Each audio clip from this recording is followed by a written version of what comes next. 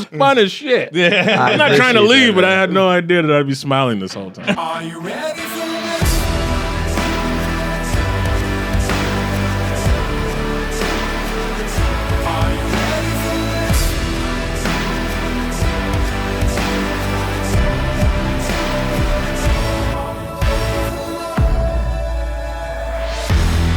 All right, so Billy Football has a hypothetical. Yeah, he did on macrodosing yesterday. I think he wants to be clear. He did not come up with it.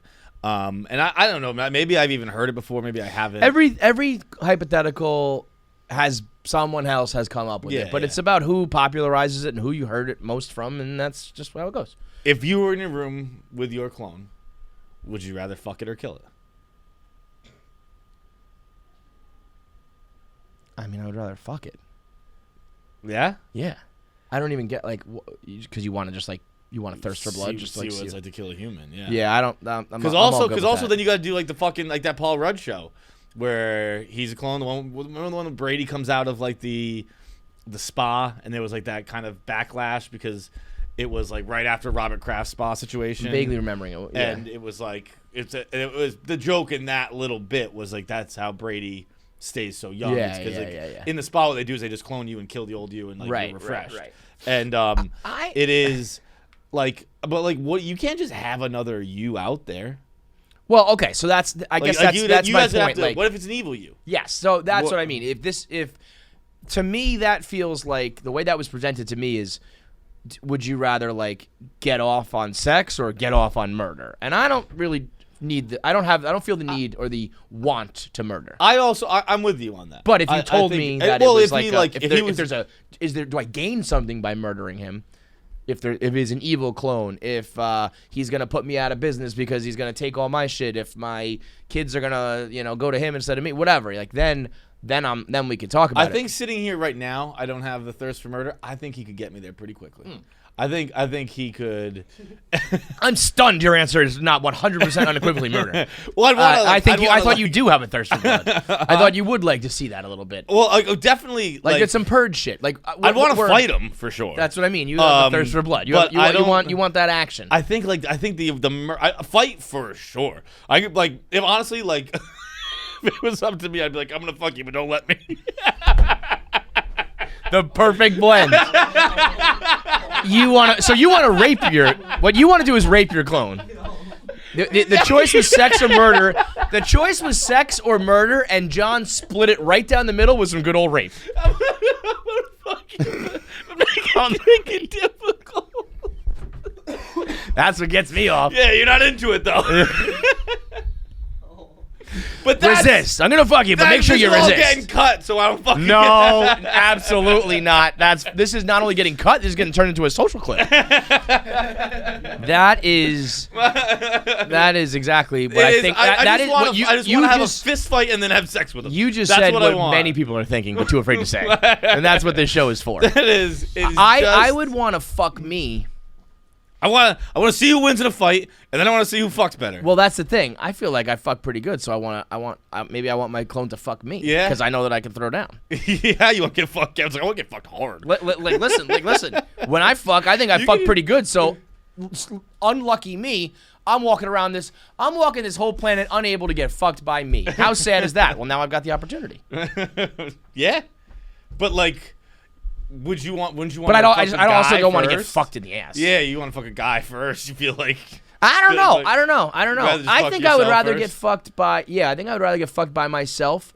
I think I would derive more pleasure from some good butt play than fucking a guy in the ass. Straight up. That might make me gay, but straight up, I'd rather have stuff done to my butt. No social clip. I'd rather have stuff well done to my butt than me fuck a dude.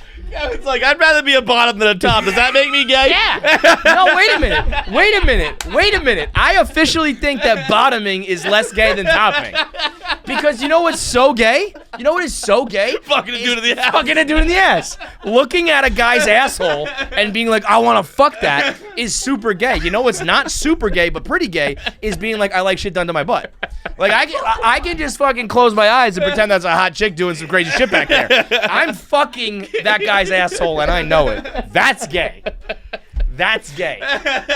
Getting fucked in the butt, pretty straight. And that's just where the world's going. That has empirical evidence to back it up, bro. That's one of my galaxy brain takes right there. That is a galaxy. I remember like probably like 15 years ago, like we were in like college maybe, and I asked a buddy about one of our friend's hot sisters. I was like, dude, would you let her fuck you in the ass with a strap on if you got to fuck her afterwards? Yeah. And he goes, dude, as long as she promised she wouldn't let me fuck her afterwards, I'd let her. And I was like, whoa. Yeah. And now this guy's like, bro, you shouldn't say that outside of the car. Yeah. now it's like, we'll say it on the mic. I got a podcast. Yeah, all right, good. Bro, 100%. I don't disagree. I'm with you. I'm just laughing. Yeah. I think you made sound arguments there. It really is. I think we can probably put a pin in it. 50 episodes till we both come out. I'll hammer the under. I think I just came out. I think it's already happened. I think we're starting to get real flirty with this fucking line, bro.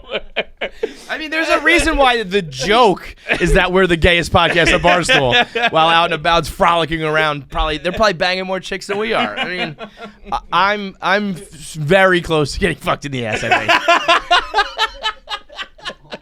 150,000 subscribers. No,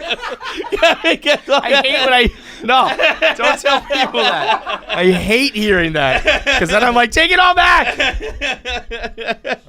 I am very close to getting fucked in the ass. It's a very funny line.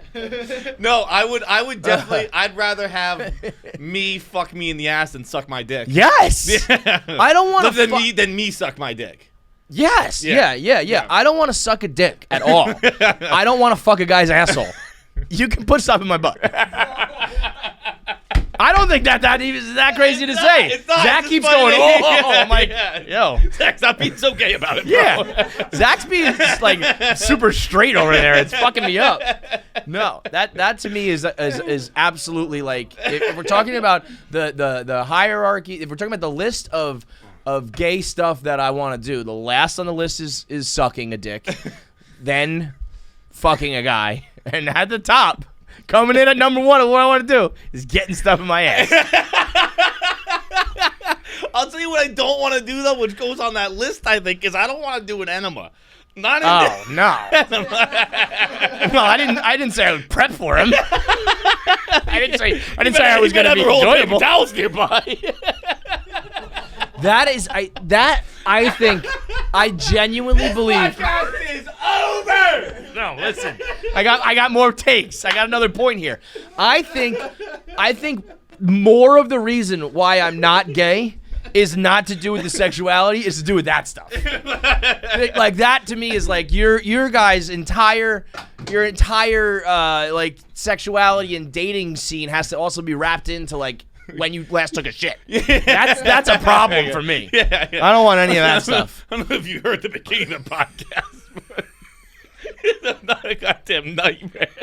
Like right now, if Feitelberg was seriously, what would Feitelberg do if he had a big date tonight? He'd be like, "We can go home and like I can fuck you, but you do not want to fuck me. I'm right now filled to the brim with pork and lobster and steak and meat and tuna.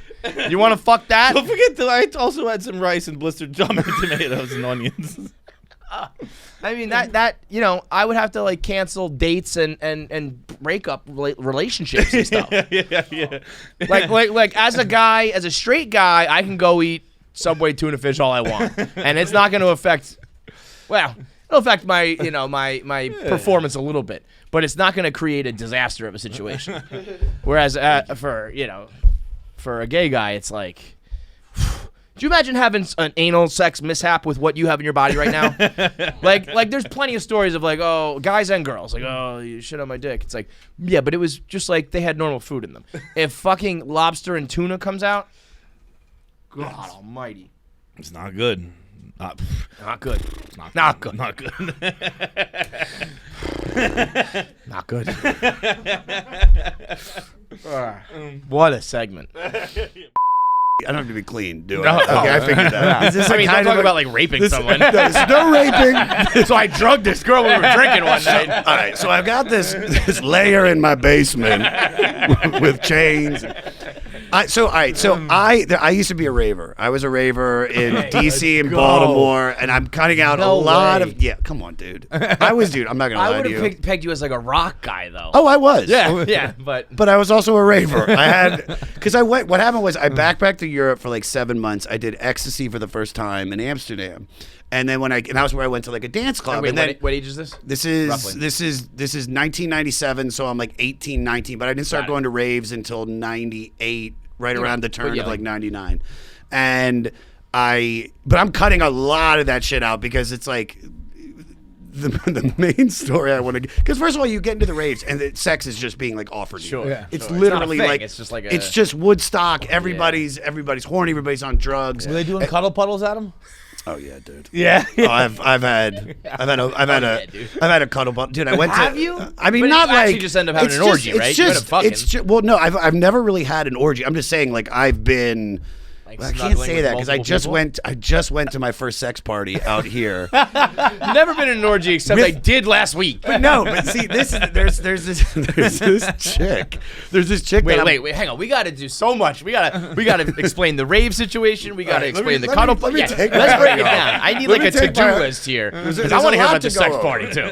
All right, so the raver thing was I was 18, 19 years old. I think I just turned 19, and I was working at this restaurant, and like everybody that worked there was kind of my age, and we were all like drinking and doing drugs. And one of the guys was like, "Dude, there's this huge rave in DC every Friday night. You should go to it."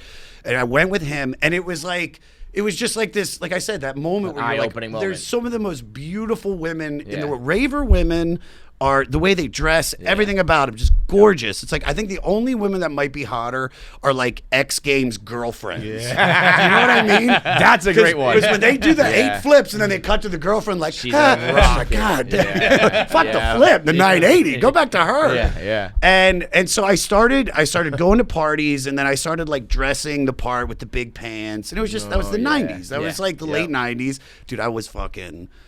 Like I'm gristled now. Yeah, I was adorable, dude. I had the fucking Clooney cut with fucking with frosted tips and the puka. I had the 311 like ball chain. Just fucking horrible. With the big pants, just funny, and it upsets me. But also it excites me that camera phones weren't around back then, because I wish I could have some of those photos, because I was always probably with like super hot girls, and they were always, like I said, dressed perfectly with the bare midriff and the short shorts and angel wings. But the problem is I was dressed exactly like that. Dude, I had like the Gwen Stefani like little Hindi dot. Like a totally unironic way. Just feeling myself, dude. Fucking feeling myself. And that was where I started having like, you know, like it was like I would go to a club Wednesday, Thursday, Friday, and then a house party Saturday, and I would meet girls throughout the week, that weekend, and then Sunday, Monday, Tuesday, I would drive all over the DC area to like go hang out with them, and I'd take them to my parents' basement, which is like the fact that any girl let me have sex with them in my parents' unfurnished basement with the washer and dryer, cellar, dude. You kind of do have a layer down below. Just a washer and dryer, a card table, so me and my buddies could play spades. Like it was just hilarious. It's so I was a raver for a few years, dressing the part, and then I started kind of becoming more adult version of a raver, not wearing the clothes, knowing the people that throw the parties. So I'm like hanging out, and then I moved from DC to Baltimore. This is the story I wanted to get to, and then we'll get to the sex party. So the floor is yours. I can't believe I'm going to tell this story. This is what I'm saying. It's a little. Where's the camera on me? Right here. It's a little graphic. Just know that I'm not that person anymore. Okay. So we're at a rave in Baltimore at this club called the Paradox, which I know big supporters of Barstool. Jimmy's Seafood does. They do an after party. not the after party. They do their big like Ravens football pregame party right where I used to take like a shitload of drugs. I was there with Sickler, and it's like the thing's abandoned now, and I'm like walking through it like, dude, I did coke right there, fingered a girl over there, and so we're at this club, and I wanted to do coke, but I couldn't find any, and I had a friend who sold meth. Now, I didn't like meth, but I had done it like a handful of times because That's a funny amount of times to do meth. I feel like you're either one and done or a meth head. You'd be like, yeah, I've done it like 6-7 times. 6-7 times. That's every time I did it, dude. I wanted to make, my dad said, dude, you got to try shit out. Make sure you know you like what he it. meant. Yeah. Don't just give up on the first yet. He meant like baseball and shit, dude. If you're doing crystal meth, methamphetamine, just try a few different dealer stuff. Find the right bag. But so I didn't want to do meth, but that was all that was there. And there's this blonde chick that's like hanging out with us. That's kind of like she's in the group, but she's not really in the group. Mm-hmm. She's not ugly, but she's not attractive. Mm-hmm. She's just there, and she's very I'm so sorry. I'm not that girl's guy. watching. She's like, I was the girl who was just there. I'm not that guy anymore. But she was just there. So, okay. So, but she's like very. So their girl is you know what I mean? She's just like if she yes. if you. She I mean, most girls are just there. Yeah. Yeah. So yeah, Jackie, she's just there. Right? I'm so sorry, Jackie. You're way better than this blonde bear girl. Yeah, you're over there. That's This is what gets me canceled, by the way. This is great. So she's always. I mean, she's very flirty with me, but I'm always kind of like, all right, whatever. And so my buddy gives me his bag of meth. I go to the bathroom. I do like 2 bumps of it, and then I walk out back into like the nightclub, and then I just black out. And then next thing you know, I wake up and I'm in my bed, like, but on like my like, you know, what do you call it, my shins. And I've got my hands down, and I look down, and that girl's head is between my legs, and I'm just skull fucking her. And I'm like, what the? And she's like, ah! And I was like, ah! And I never did meth again after that. That was the last time I did meth. That's a good time to stop doing meth. That is a good. What is your guess for how much time? Oh yeah, elapsed. How long were you blacked out? Elapsed. It was daylight. I would say it's like 8, 9 in the morning, because then I remember I was so like still awoken, like I was just like, oh my God, the shock from that, and then the meth still in your system, that I went to because I was living in downtown Baltimore in like Canton Square, and then I went back to Towson, and I had to finish a paper, and I did great on it. Got an A. Got an A on the paper. Oh, just so easy, man. Super thorough. It was like all the details. I had like bibliography attached, and that was it. That was the last time I ever did it. Now, that's a good note that you can still get hard on meth. That's what coke dealers should be like. Hey, if you can't get hard on this, we also meth. It's coke, but you can fuck meth for the morning. Yeah. I never had a problem not being able to get hard on coke. Well, I mean, like meth, like I said, I only did it 6 times. Coke, I did a lot, many times, many times. And that was how I always feel like that's how everybody falls asleep post a night of doing coke, is that you touch yourself until you get hard, and then once you get hard, you just jerk off until you come. And then right when you come, you're like, all right, that's it. Good night, everybody. Marathon, you cross the finish line. I've said that before, where I've had like just fucking jerking off at like 4 in the morning, pouring sweat, because you gotta get off. And then you're not getting out of this yet. So fucking do it. There's only one way for us to go to bed. Come on, you got this. You're watching the weirdest porn. You're like, am I into this? I don't know. It's anything. And you're just suicidal for the next 4 days. That's something. That's the thing, is that I haven't drank in like 15 years. That's not true. That isn't true. I haven't drank regularly in 15 years. What I used to do, and I can't recommend this to everybody, but this worked for me, was right around 2011. I would go, and I'm doing stand-up. I have a feeling what you're about to say is super not recommendable. No, it's not. It's not. But this worked for me. I don't know how or why this worked for me. So I wouldn't drink or do coke, because one or the other was hand in hand. It was like, if I'm going to drink, I'm going to do coke, because I was a little guy and I always drank too much, so I needed coke to keep me awake, and I wouldn't do coke if I didn't drink. So it was like this double-edged sword.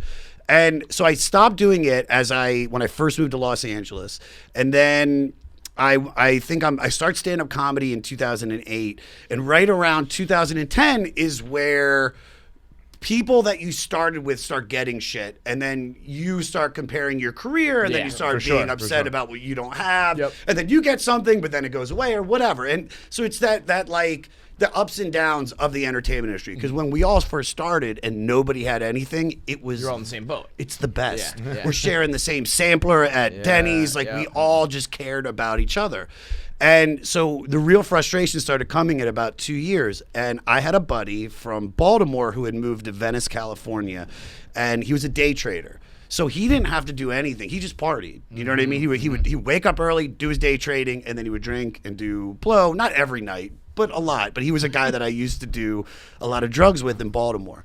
And so when he moved to Venice, when I would hit that frustration level in my career, I would call him up and I'd go, I'm coming over and I'm bringing $600. And I would throw $600 down, and I'd be like, buy as much coke as you can. And for the next 2 days, we would do every drug you could possibly get our hands on in those 2 days. Until I fell asleep. Until I fell asleep, we would just party. And then eventually we'd get to that place where I've drank so much and you can't snort anymore, you can't smoke anymore. And then I finally crash.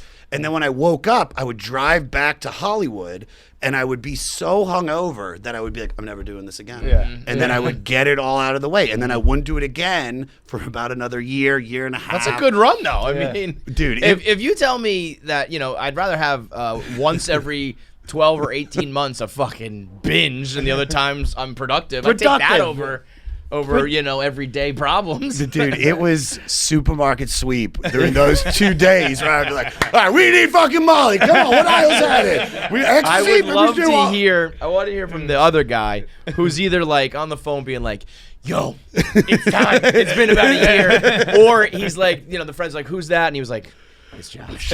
Like batting down the hatches. He's coming. Like, here we go. He's still like, I love him to death. There's some people that just can party, that can contain their life. They can still make money. If I drank, and that was why I went to Venice, because I knew that if I partied or drank or did anything in front of other comics, my career would be over. I was such a bad drunk. Like, I was like fun.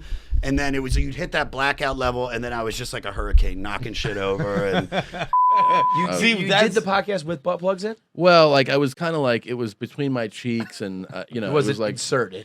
Not fully.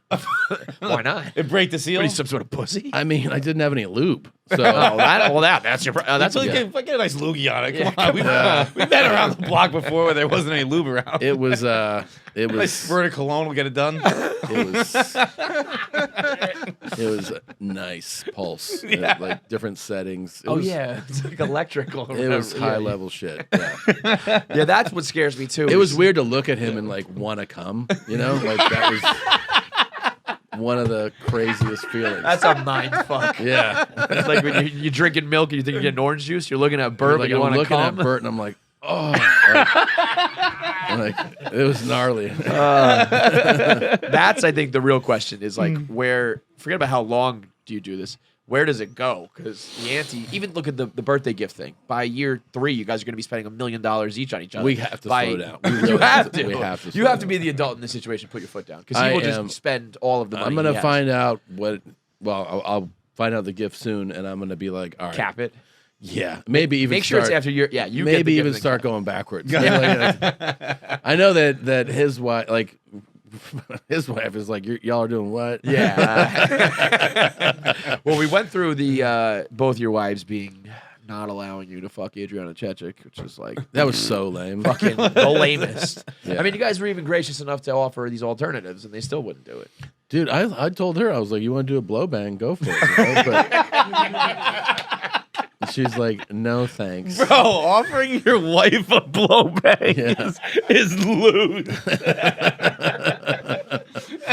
I was trying to be a fucking cool husband.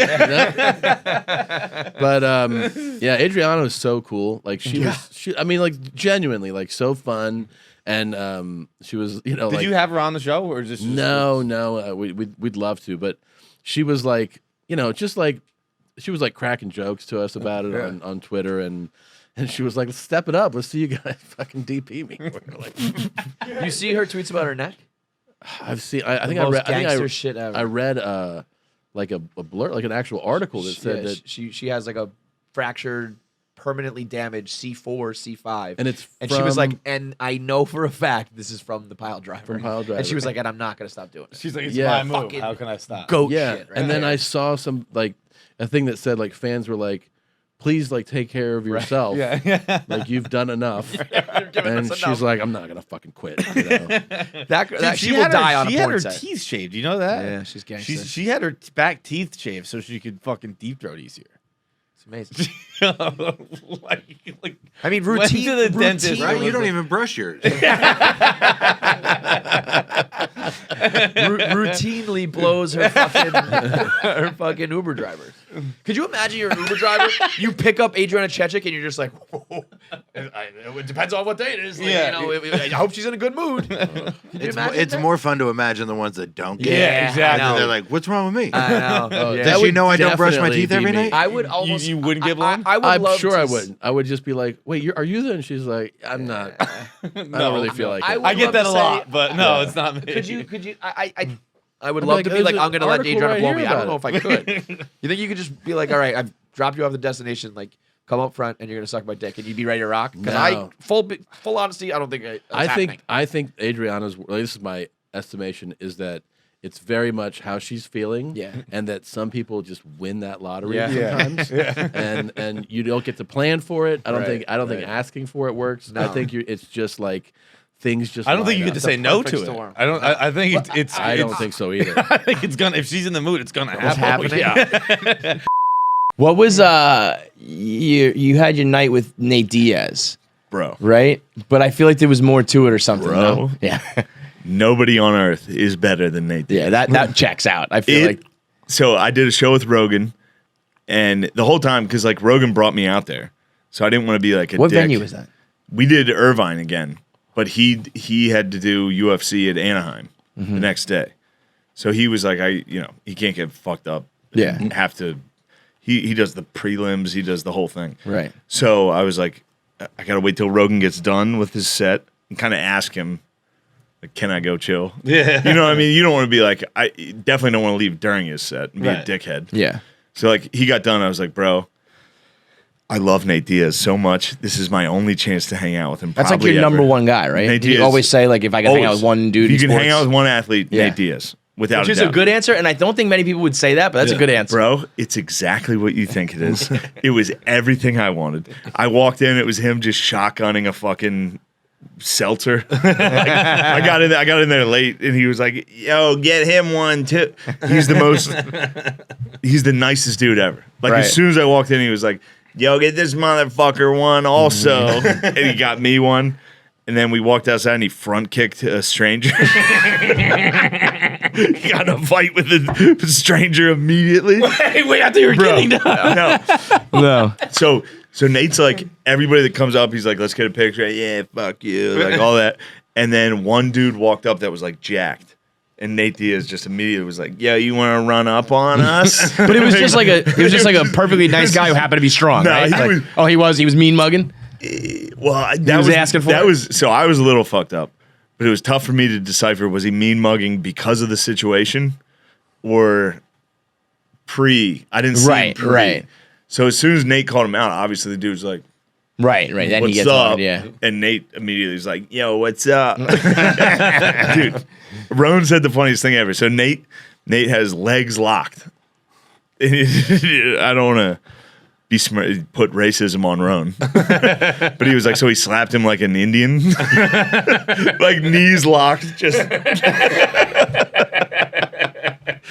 nobody slaps like that on earth. Literally no bend of the knees, just like, fuck you, motherfucker. And then obviously his boys jumped in and like pulled him apart. While they were pulling him apart, he threw a front kick. And I was just standing there like, yo. And he connected on this dude's hip, which just made him lose. Like, he just flew everywhere. That would like. Oh. I actually, if like. And then hold on. And then me and Nate walked down the street together. Just me and Nate. It was the nicest Oh, that's moment cool. of my Did you life. guys He kiss? just Front kicked the guy. I wish. What were you? Like, what was? What, Bro, what were you he talking front about when kicked you the like dude, walked and then we alone? walked out. As soon as we walked away, he's like, "That motherfucker was like talking shit," and I was sitting there like, "Yeah, for sure." Totally, like, man. Dude, you're the Glad your best. boys broke it up because I was gonna jump in too. He's the best ever. I love the two things you said, that they were always at any time Dude. two people were grappling. At any given Everybody- moment, someone's everybody in the grappling. squad was wrestling. What's his name? What- Marvin Vittori was with us also. It was like the middleweight or whatever. He's a beast. Yeah. He's the Italian. He's a monster. He had just gotten done fighting fucking Izzy Oh, for the shit. belt. Yeah, He was yeah. with us like, don't fuck with me. Like, he like spoke.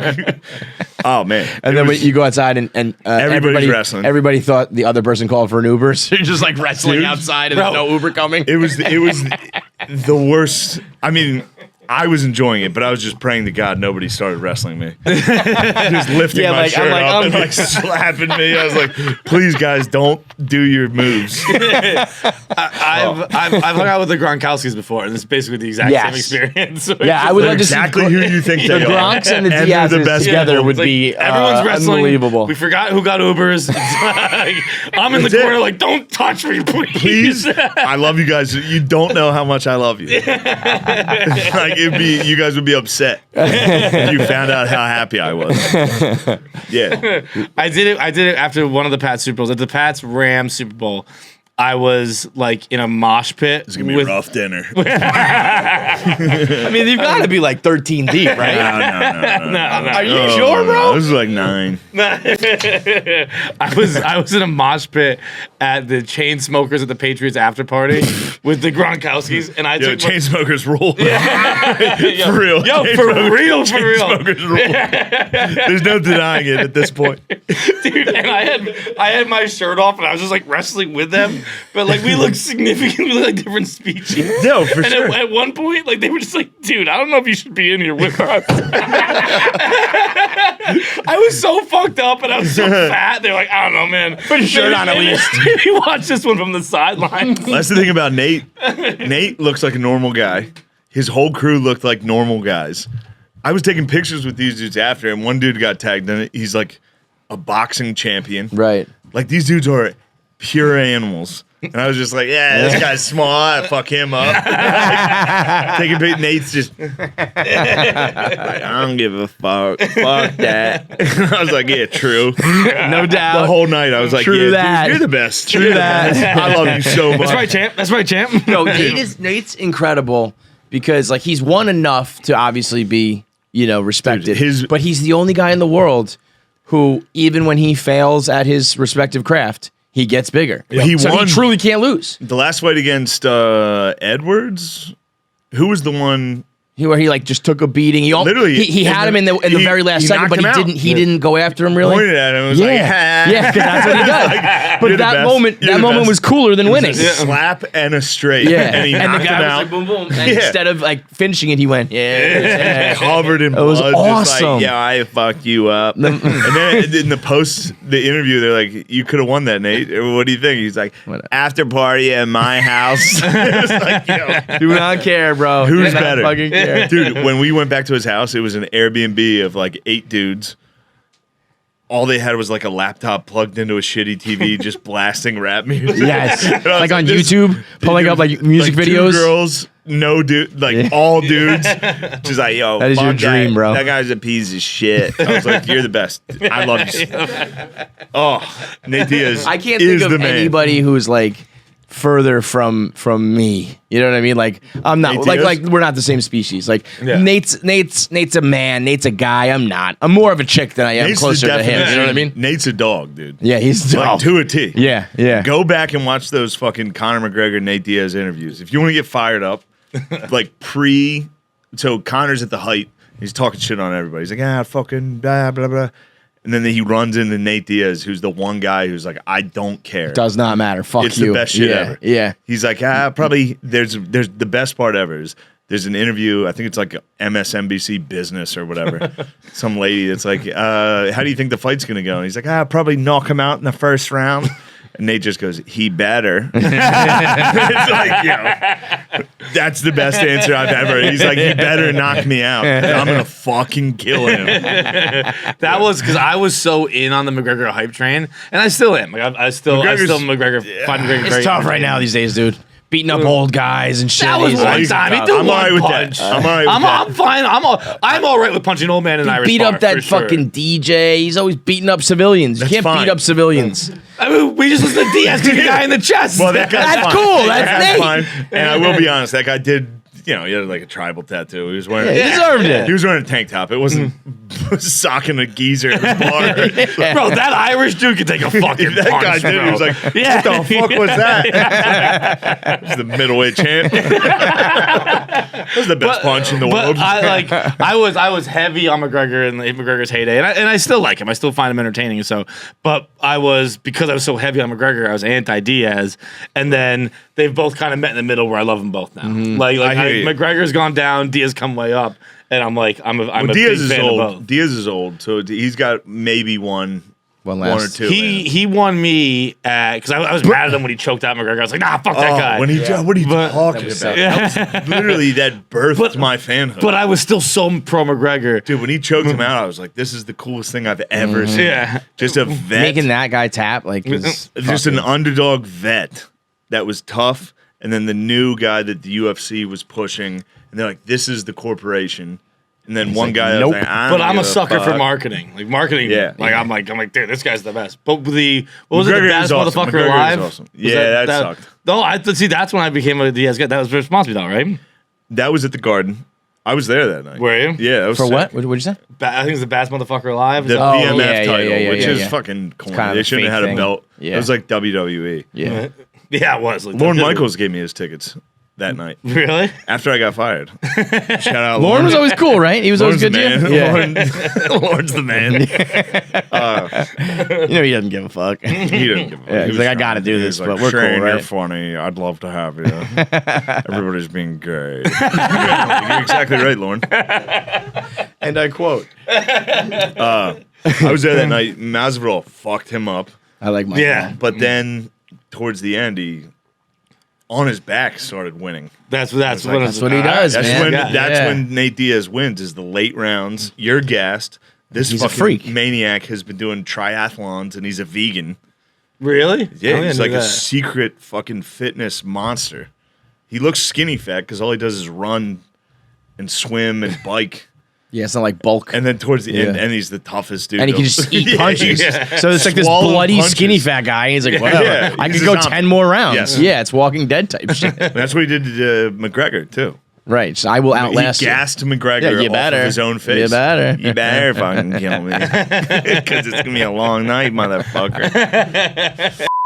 Like I said, a lot of people live in New York because like you're gonna make a ton of money, you're gonna have an important job, fuck a ton of people, and go out to all these amazing places. And someone was like, well, not really. Like the majority of people don't achieve all that. It's like, yeah, you're right, but you try to, you know. So you have the chance to like, I'm gonna be a comic or an actress or a singer or an iBanker. I'm gonna trade on Wall Street and I'm gonna make all that money and I'm gonna go try to find the really hot girls or guys and fuck them. Yeah, no, And- if and- you and- want to and live you- in fucking nowhere and fuck ugly people your whole life, be my guest. I don't give a shit. And that's But you also- want to come to a city with some bounce?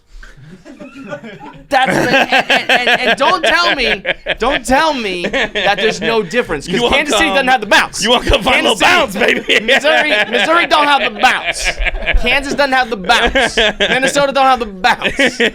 And You step off the train station in Penn, you go, this place got bounce. people like to talk about the city buzzing. No.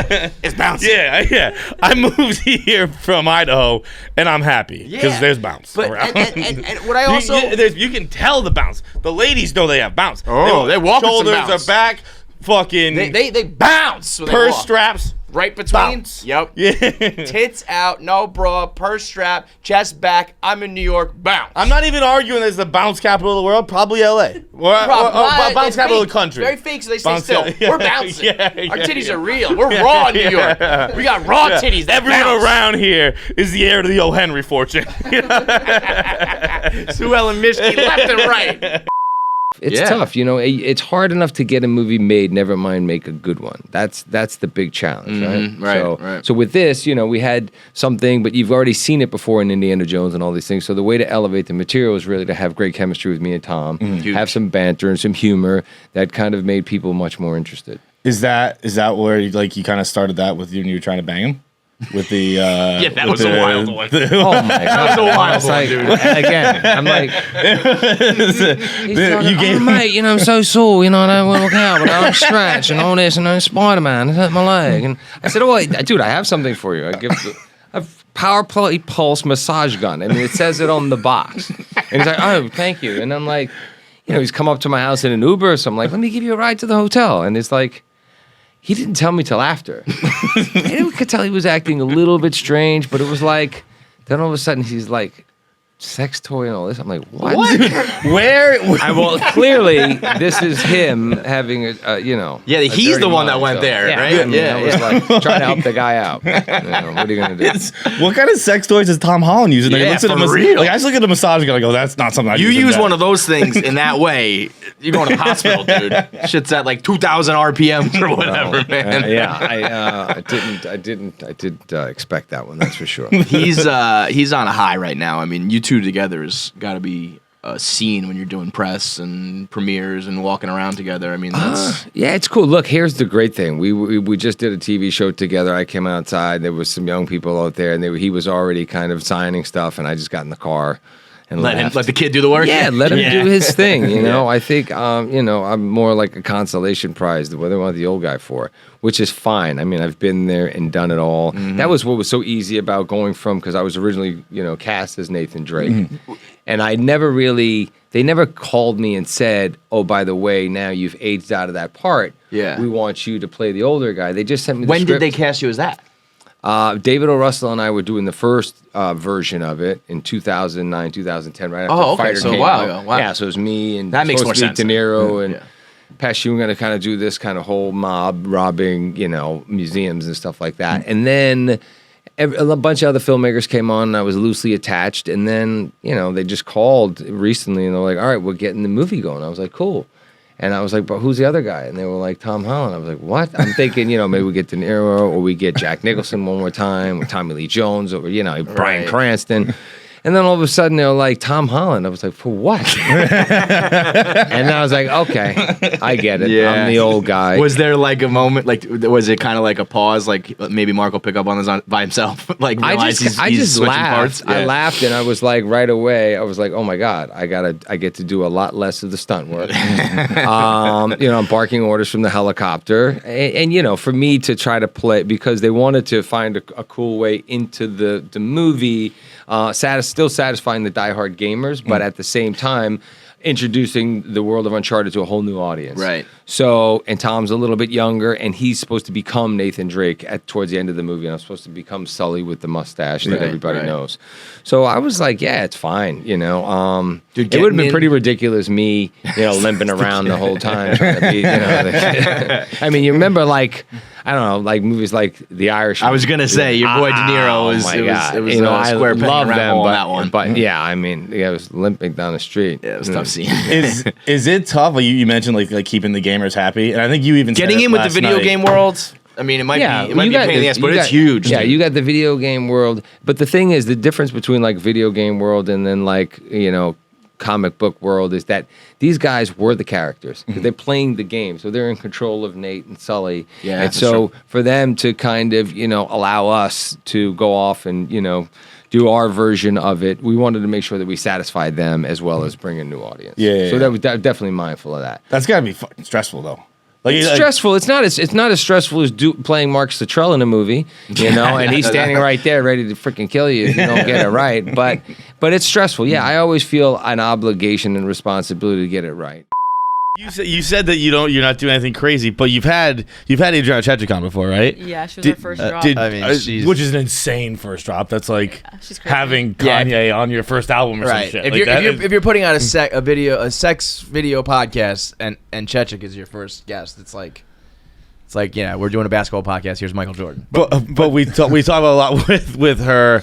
she has like one tweet from fairly recently where it's like her neck was broken. Yeah. And she's My like, it's favorite. from Pile Driver. Yeah. And she's like, but I'm not going to stop doing it. She talks about it on the podcast. She knows that was on the podcast? Yeah, it was crazy. She was like, yeah, my doctors just keep begging me to stop doing all of these It was so funny. insane positions. I heard that, and then I see her tweets, and then I'm on Pornhub, and you see like the thumbnail of her like latest video, and she's just bent in half. It's like, yep, nope, Ooh, girl my ain't neck hurts stopping. thinking about it. So I asked, did you do that with her? We didn't do the pile driver thing, but we had previously hooked up with her where you were at a bowling alley with her, and then she comes home with her, and they're drunk, and like literally I'm on the couch smoking a blunt watching a fucking poker video on YouTube, and they bust in the door and just like attacking me, like grabbing insane. my Adam, whoa, you No, were watching. I'm not you were kidding. watching poker. Oh, it's so I hard just wanted for you, to chill. You No, fucking- I do know you mean But that, I yeah. 1000% Yeah. know what you mean. She literally Yeah. was like on the floor on her knees, like, please fuck us right now. Now that I don't know about. Listen,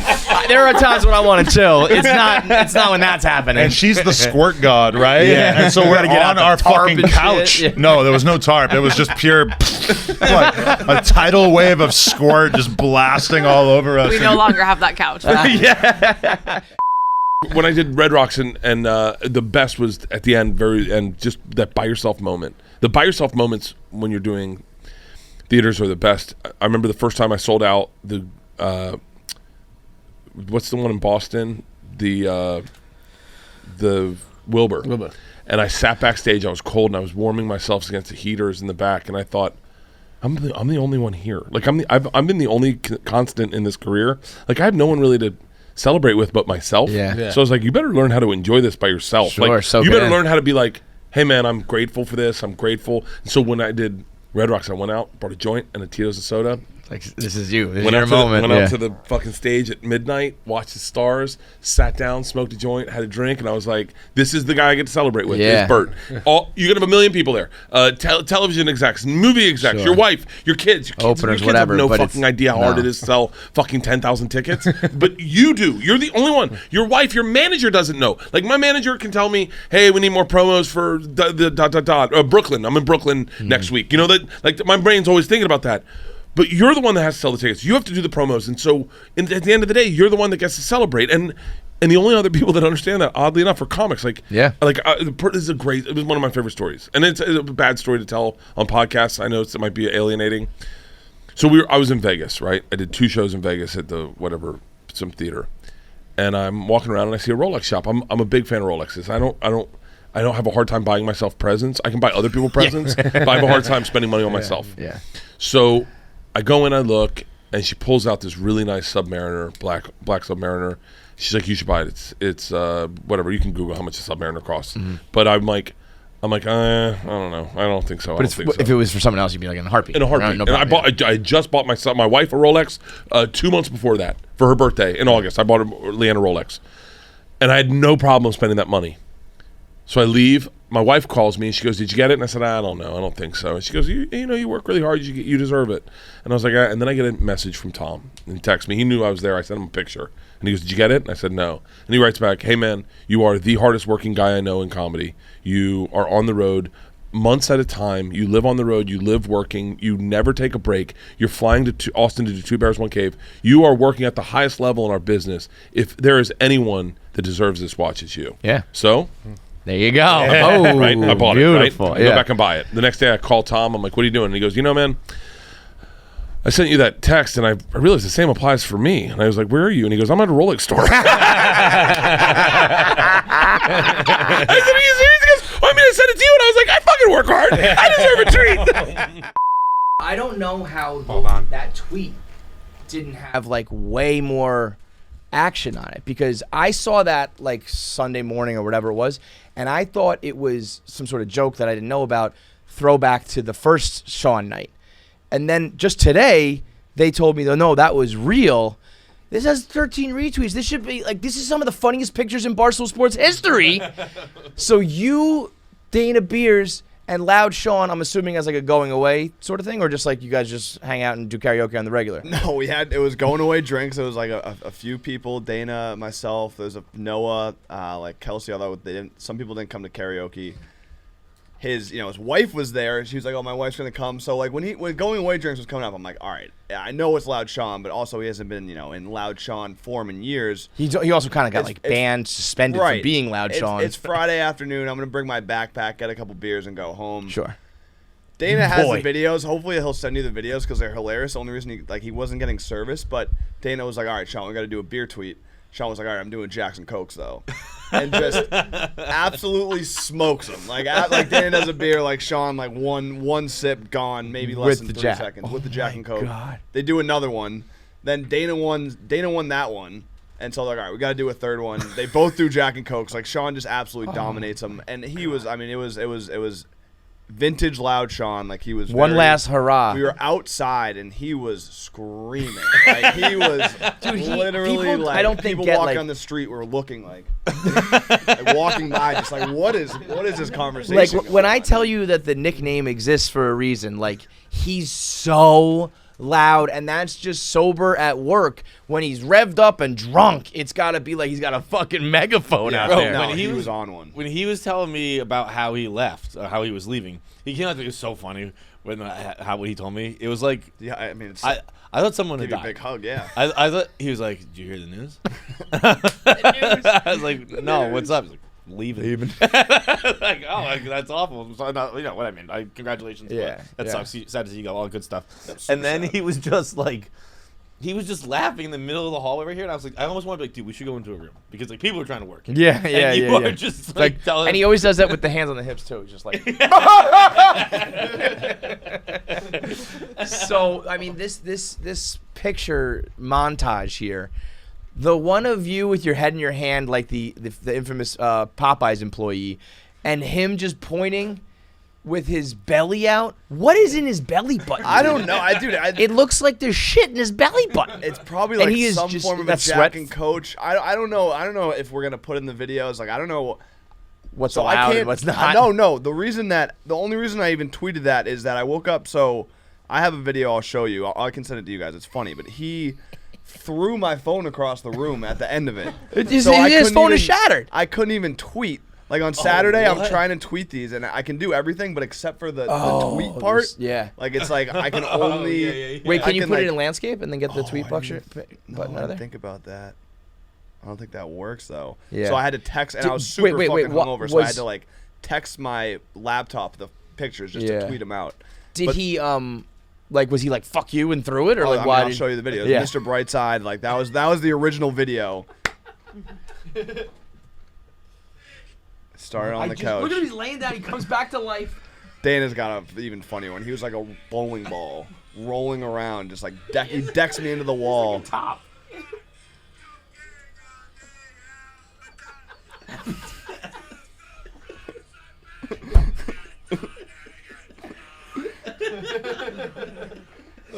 After that, he took my phone and just like turned around and just fucking chucked it at the wall.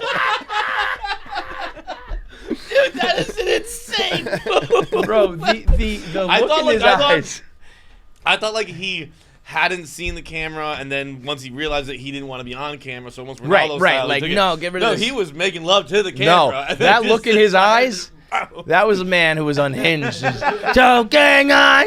He said joking on your appetite. You did. And then the move, Dana's a big guy. That was right when we walked in, too. That was like, hopping on the someone's beginning of the night. Back. Yeah. And Sean is a big guy, too. He looks like a little kid on Dana's back.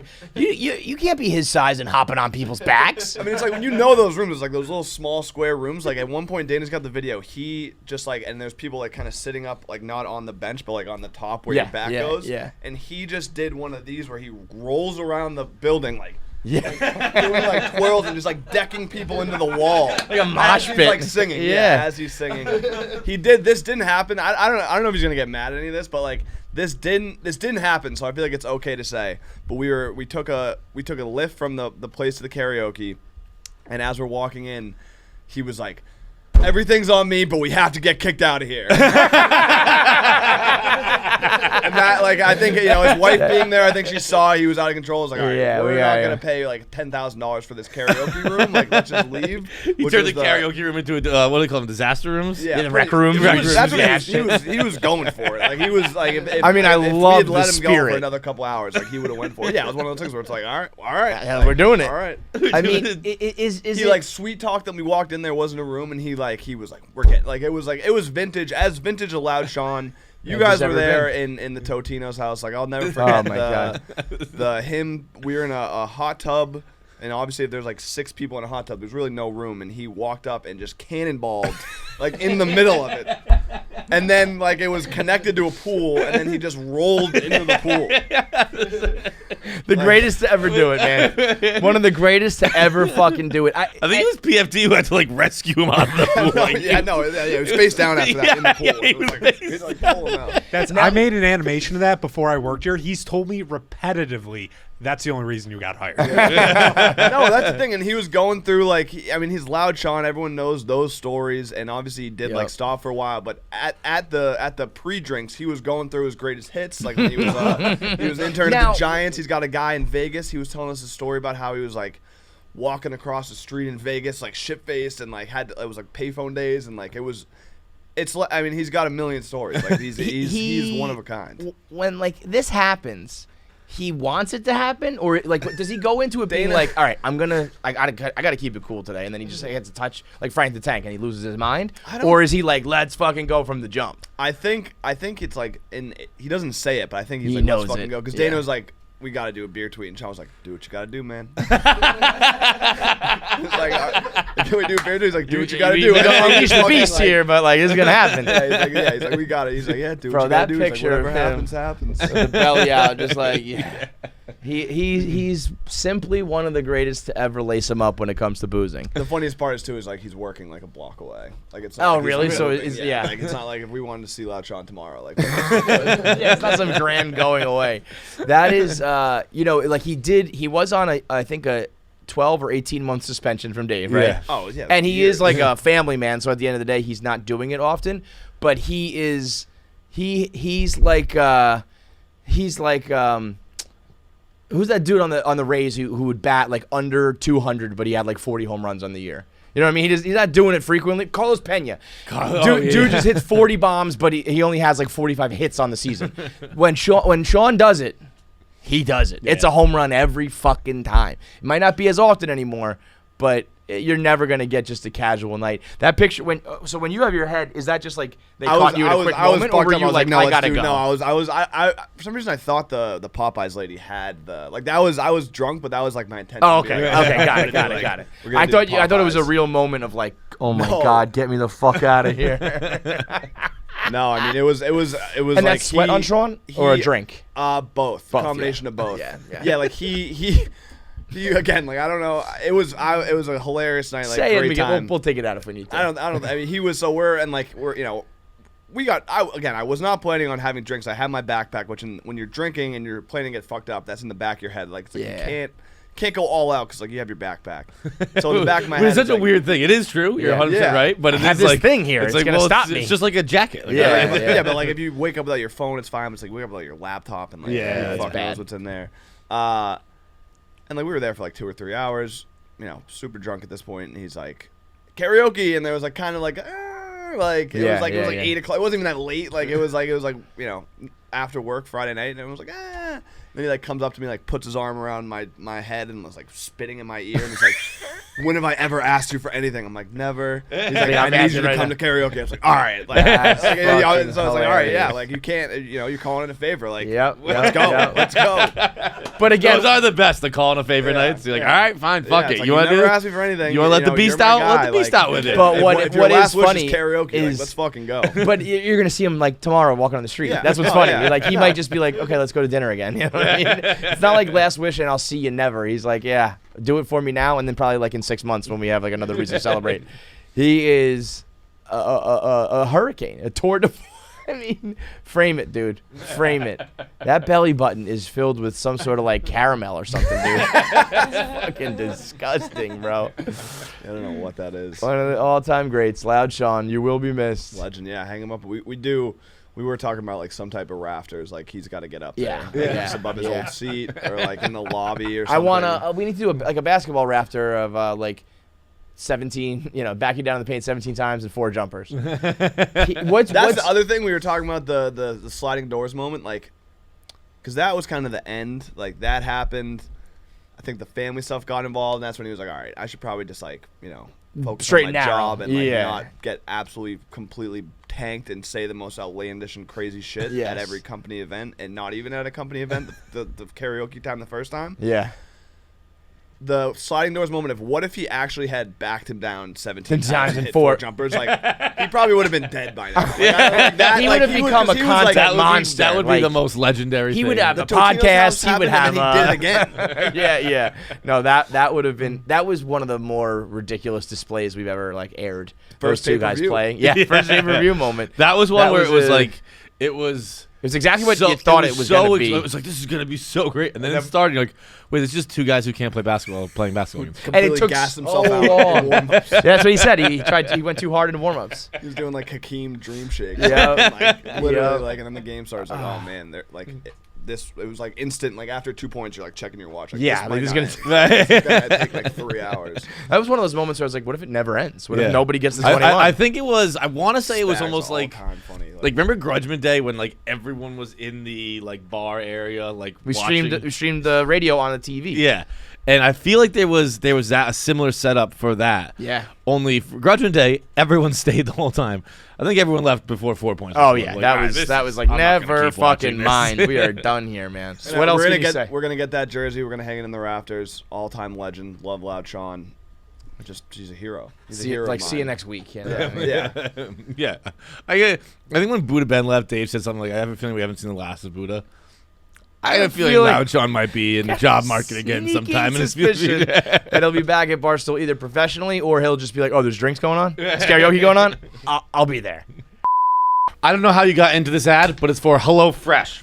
This is, if you're listening to the best of, you are super duper aware that I am super duper into HelloFresh, where you can choose from 55 plus weekly options featuring pre-portioned high quality ingredients, which the high quality part is huge. I remember when I was home like during the quarantine and I redirected all my HelloFresh to my house.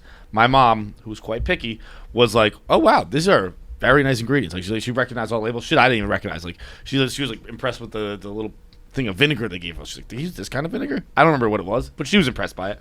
All the vegetables and everything are picked at peak ripeness. HelloFresh delivers fresh, quality produce from the farm to your door in less than a week, so you can savor summer flavors right from home.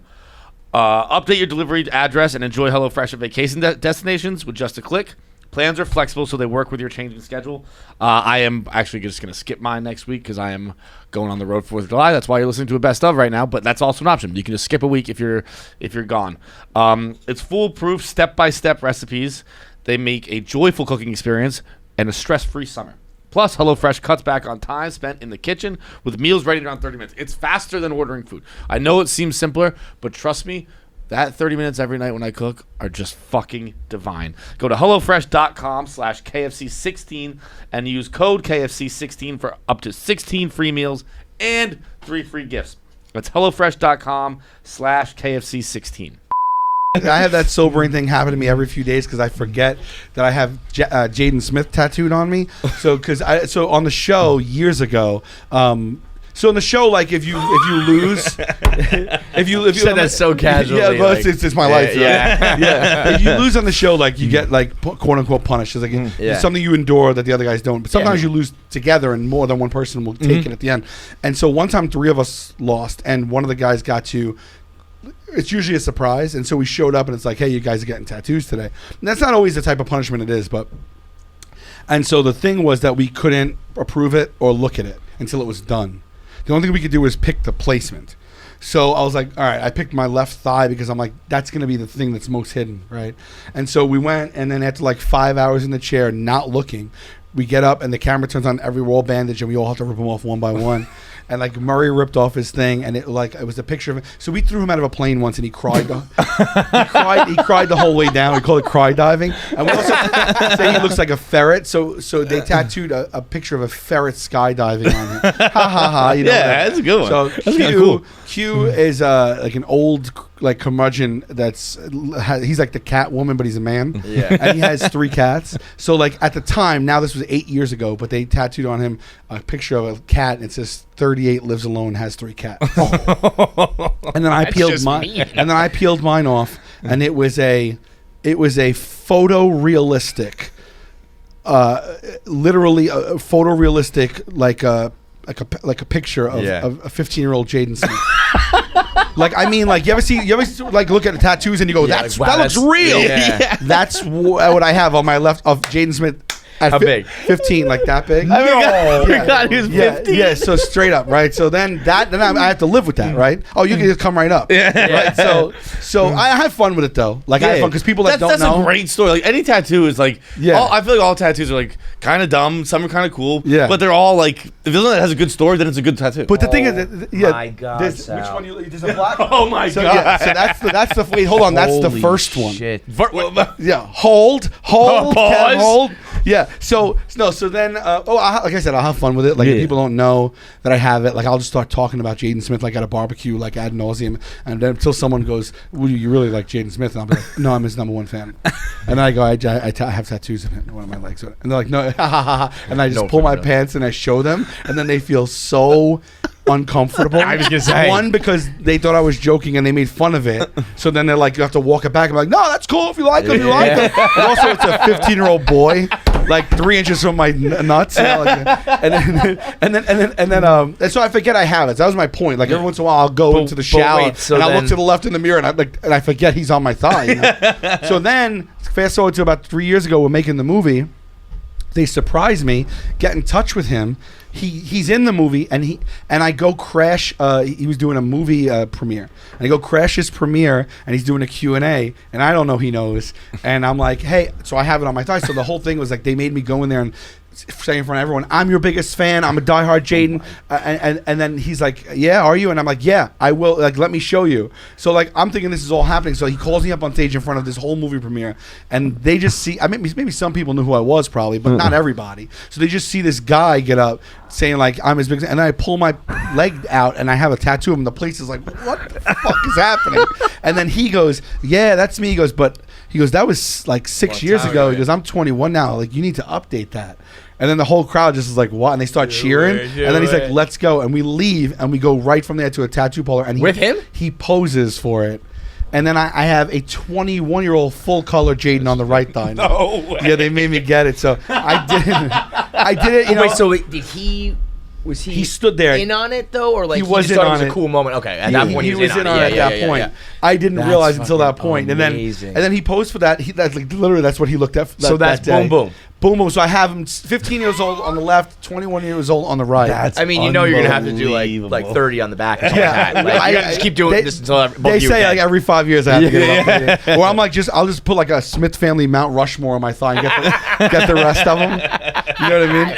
But it is wild. Willow here, Jada there. Oh my God. Yeah, it's also weird to explain it to like when I'm in a new relationship. I was about to ask that. Has that been? It's like I always have to have that conversation. Like I have to talk to you about something. Right. Like I'm gonna take my. And then they think it's like going to be really bad. And then honestly, I think sometimes they think it's worse than they thought. That's a great question. Would you rather, the person you're about to sleep with tell you they have an STD, or they have? I'm about to get intimate. I got to tell you something about myself. Like, oh no. But there's also like that. It's like, oh man, I was hoping you just had an STD. If it was the clap, we can fix that. You can't fix Jaden Smith on your body. Oh man. I think once you get to that stage, I've you got dumb tattoos. But I've also been into people with some pretty bad tattoos around their genital areas, and I'm like, what do you? Who fucking cares? Right? Like, I have a Sour Patch Kid on my thigh here. I love it. So you have like, but it's not a good one. You know, it's funny. They literally admitted to me that what it was gonna be before they thought of the stroke of brilliance that was Jaden Smith for no reason. Because people were like, "Why do you have that?" And I'm like, "For no reason." That's the point. It was gonna be a Caesar salad. That's funny too. It's funny too to just have a Caesar salad. But I guess this one is that just you love Caesar salads, or no reason for that? Just general. No. Hilarious. I honestly don't think I even want to tell you. Well, I don't want to tell microphones. I mean, I was gonna say I'm going to have the next great TikTok of 2021. 2022. 2022 it is. The first great TikTok. The first great, but like the next massive TikTok page will be mine. Okay. I love it. It's 2022. Millions of followers. I'll fucking tell you. I don't give a shit. No, I can't tell you. Well, why don't you do it before we put this out? Gotta tell me now. I need a lot of editing. So you guys, my producers, let me know what you can do. Because here's the deal, man. I am going to have a massive TikTok page. Like, it's going to be so big. It's going to be. I'm going to quit this fucking podcast, and I am just going to be doing my goddamn TikToks. A little TikTok. Who in the room right now knows about this idea? Nick, and all he knows is knees. Now, all I know is knees. Yeah. Knees, like the body part. Yeah. Knees. Yeah. Like your knees, your kneecaps. Wait, before. Hold okay, on. Nick, Let me get a camera on you. Nick, so all that you have heard, have you literally just heard the word knees? John said, remind me on Monday. Okay.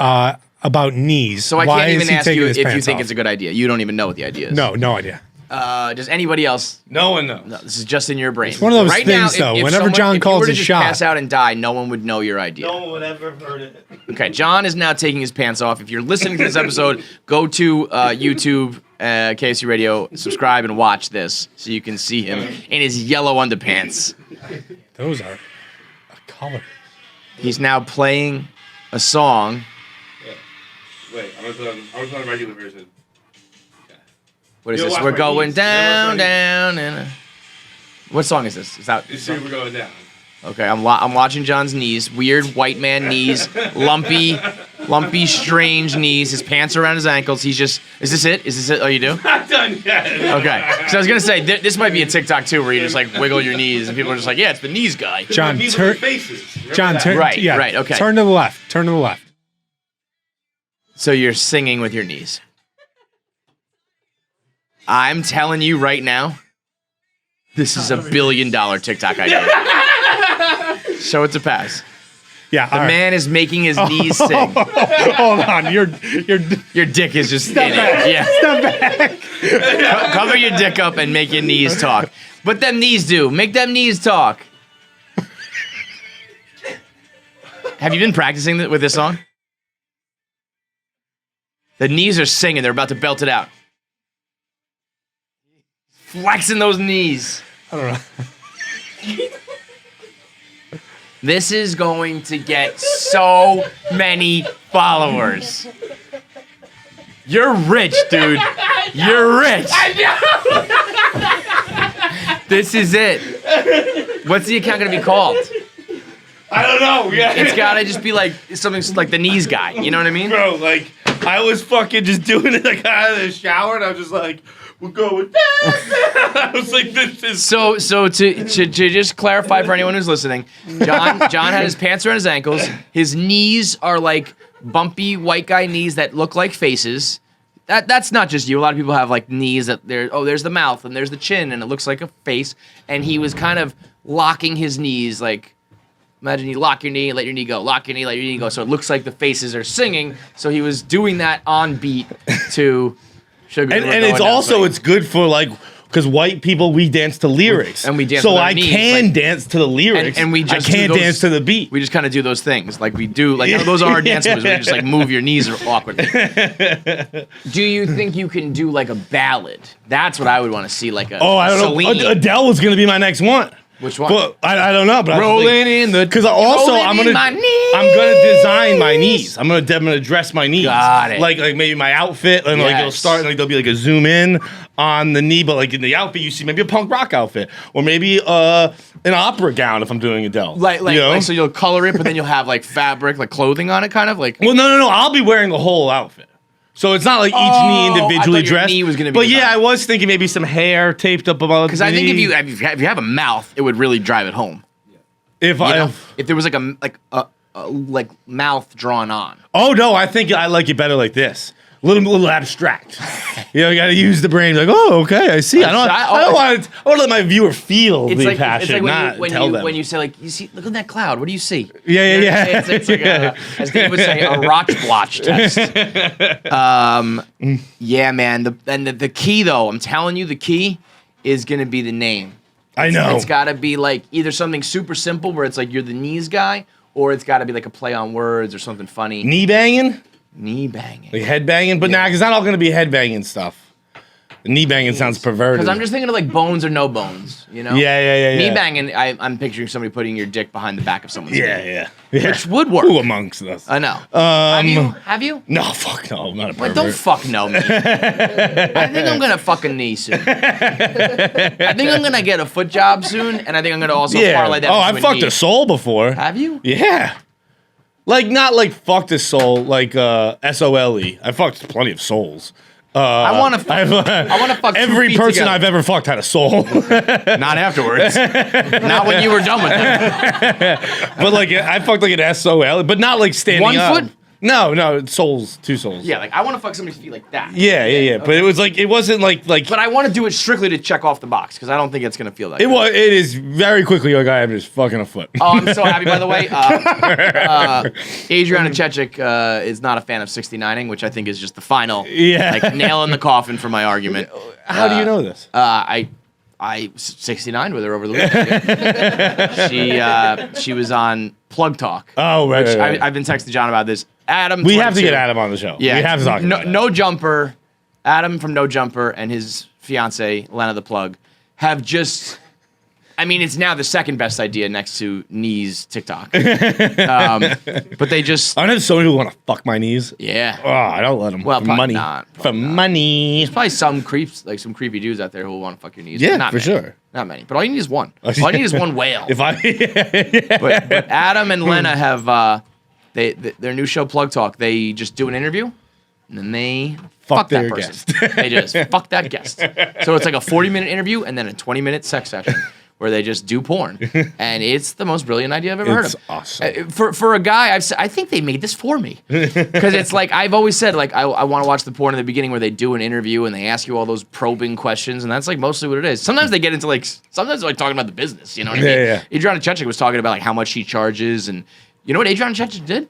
She went on eBay, she bought every autograph of hers, all of them. She was like, I'm sick of these people making money off of my autographs. Now the only way you can get an autograph is like from me, and I can charge whatever I want for it. She bought all her autographs. Really? Because all these porn convention guys come up, and they give you like a stack of paper. Yeah. And back when you're young, you're just like, oh, they'll pay me $100 for it, whatever. So she bought them all back. So, and I was like, am I gonna jerk off to this, or am I gonna like learn something about business? But what a brilliant idea. Yeah, it's Adam very has good. just. When he told us that he has a whole second house to do porn in, porn house. that he bought with porn money, I was like, you're doing it wrong, man. But he, who is an innovator, a trailblazer, would be like, yo, that knees thing, man. I wish I thought of that. But the name. We gotta have a good and harmony. Harmony. Harmonies. Whoa! Harmony. Whoa! Nikki H. I think I love it. Somebody go on TikTok right now and get it before somebody else does. Just like, man, I wish I could fuck. Yeah, It's not like you stop we'll be on wanting to. TRT. Dudes, it's not a problem. We'll be on TRT. And we'll be jacked as hell. We'll be able to get pussy. Yo, have you been watching Testosterone. Have you seen those commercials with like Frank Thomas and? I see. They're the most ridiculous commercials. Super Betamax. They're fucking like, whatever. yeah, well, you're 40, yeah, your T's getting lower. Did that happen to you guys? Like, oh yeah, now my wife's fully satisfied. Just Frank Thomas. The big hurt. And then the very next commercial is a Skechers commercial with Frank Thomas. Yeah. It's my like fucking feet hurt. I've been fucking. I'm fucking my wife too I'm much. jacked. Also, could you imagine being like 50 and being like, oh, my wife's not satisfied? It's like, No, what the fuck who gives ever. a hate her. When you're 50, Just make sure your girlfriend on the side's satisfied, dude. Yeah, hopefully she's dead soon. This sucks. Imagine having low T, no T, and you still have to hang out with a woman every day. Like you don't even want to fuck them anymore. You just have some lady like, we never go out to dinner anymore. You're like, I'm just shut the fuck up. Just fucking die. Go. Low. I have no T, lady. That chemical that used to convince me you were interesting's gone. Yeah, your stories It's suck. so true. Once the veil is gone, it's like, what are we doing here? Like, why? How do you even think I'm interested in this stuff? Yeah, and then it's Why just are a we- woman like, their house is better than ours. Right. You're like, shut the fuck up. Oh my god. So the relationship's going well? Yeah, it's fine. I still have some tea. I'm still listening to stories like, huh? You're like, yeah, we'll get a patio. I've always wanted a fucking patio. You're right. I probably gotta have low T, right? We've all got it. You gotta have low T. How You old probably are got you? some T. You got some tea. I'm 36, but I'm also just like a pussy. You're your, you're your Oh, sexual man. prime. It's your Am I sexual prime. 35, 36. I mean, yeah, I still Really? want to fuck, but I don't know. I would bet if we did a T test, I would. Have Yeah, if low you say T. I want to fuck, I don't know though. I thought I guys wanna were fuck, younger. but I then- thought it was like women who Yeah, got laid. women sexual. Did Will primes Smith are write way about better. this? Women don't have a sexual prime. They don't have orgasms. Yeah, it's, It's all not fake. true. They're all lying. It's fake, dude. It's written by guys with high T. Dudes with high T are like, and then she came so fucking hard because I did it. 5 times I asked her afterwards. We should get our T tested for the podcast. That's a good idea. I can't even risk it. I don't even know. I'd be so nervous I had low We've done T. a lot of that shit here at Barstool. We like, Which might be high T. There's something in me that's like, I got low. Nobody You can probably figure have me high out. T. Yeah. You probably have high T. I'm balding. If I you're might have if high you're T. super scared about having low T, you have high T. That's true. You know. I don't know. It's That like could you're also gay and- be a chick's like, no one. I don't want anyone to find out that I have low T. I would, also I a would girl be pretty feeling. nervous about. I'll do it with you. I don't want to do it like Barstool wide though. But like you if had I the had low, lowest T, if I had the well, lowest T in this room, I'd be like, whatever. You guys should do that annually and fire that guy. Yeah, That's a good point. Whoever's That's lowest a T. great idea. That's a good idea. That would be good. That would be good for the misogyny tag. You know, like, Barstool Sports fires the lowest testosterone member of the team every year. Every year. And it's ritually fire one girl. Everyone starts doing steroids. Just get fucking jacked. You know how sick Barstool would be if you I guys was gonna say, all started doing we roids? go back to the golden days of Barstool real quick if everyone was just roided up. This office would I'm be bringing the word chaos. cunt back. When everybody that was a classic. That was back when Portnoy had tea. I'm bringing. I think cunt he's back. got some tea, dude. I've been watching it. I've been checking him out. Yeah. Dude. He's got tea. You think it's exogenous? He's got the highest tea I've ever seen. Probably. He's up there. I can see that. I don't know. You see the half court shots? That was not very high T. He got a lot of flack for that. He was online at least. You ever shoot a half court shot? Yes, many times. How short was it? Swish. The one I saw, the guy almost was close to goaltending. That was the the first first one. one. Dave did say That was goaltend. a The good second shot. one was like The second outside shot. the paint and like hit like the 3-point line. It was tough. The second one was criminal. We've all agreed that like once he missed the first one, all the parties involved should have been like, the buzzer, that's it, it's Yeah. over, and they were like, do it again, and His arms gave out. yeah, he's got the bad shoulders. But I feel like if we did a T test here. Oh, and like they post it like I don't up even on know- the wall, and you guys see if you made the team. Basically, if Don't everyone gay dudes have the highest T? Yes. Yeah? Born with Yeah? the highest Yeah. T. Is that Biggest true? dicks. Yeah. Biggest dicks too. Biggest dicks, highest T. Yep. guess it makes sense. That's true? It's I true. feel like gay guys probably have bigger dicks They than do. straight guys. On average. Will Smith told you. No, there's a book called Billion Wicked Thoughts. Dude, I They hate talk this about fucking this. book. Billion Wicked Thoughts You've talks been hearing about about this book a lot? What, a billion what For a thoughts? while, man. Billion Wicked Thoughts. Wicked thoughts? Yeah. Really good your book. dick's a plunger.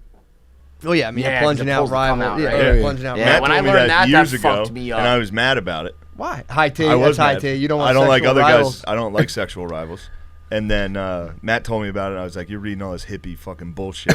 And then it just became like common knowledge. I had to apologize. Every time Matt hits me with the dumb fucking theory, I'm like, "Dude, you're an idiot." And then in 3 years, everyone says it. And I'm like, Yeah, dude.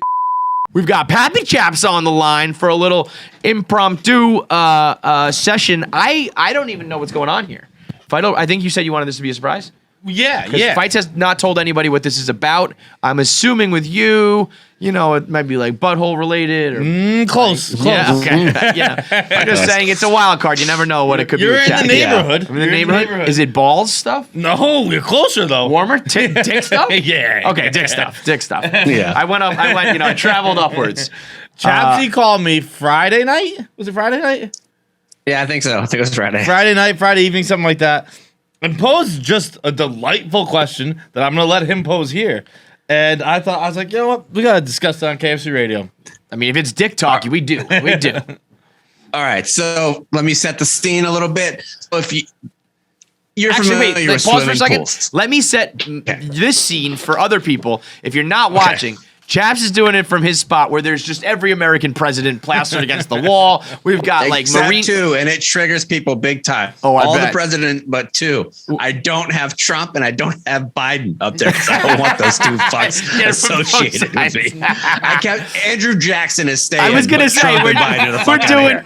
we're doing AJ still up there, huh? But no Biden. So all the presidents, we've got Marine Corps slogans and pictures. So all of that's up. If you're not listening, if you're not watching, you should be. Go to the YouTube. But if you're listening, keep that in mind while we talk dicks. Go ahead.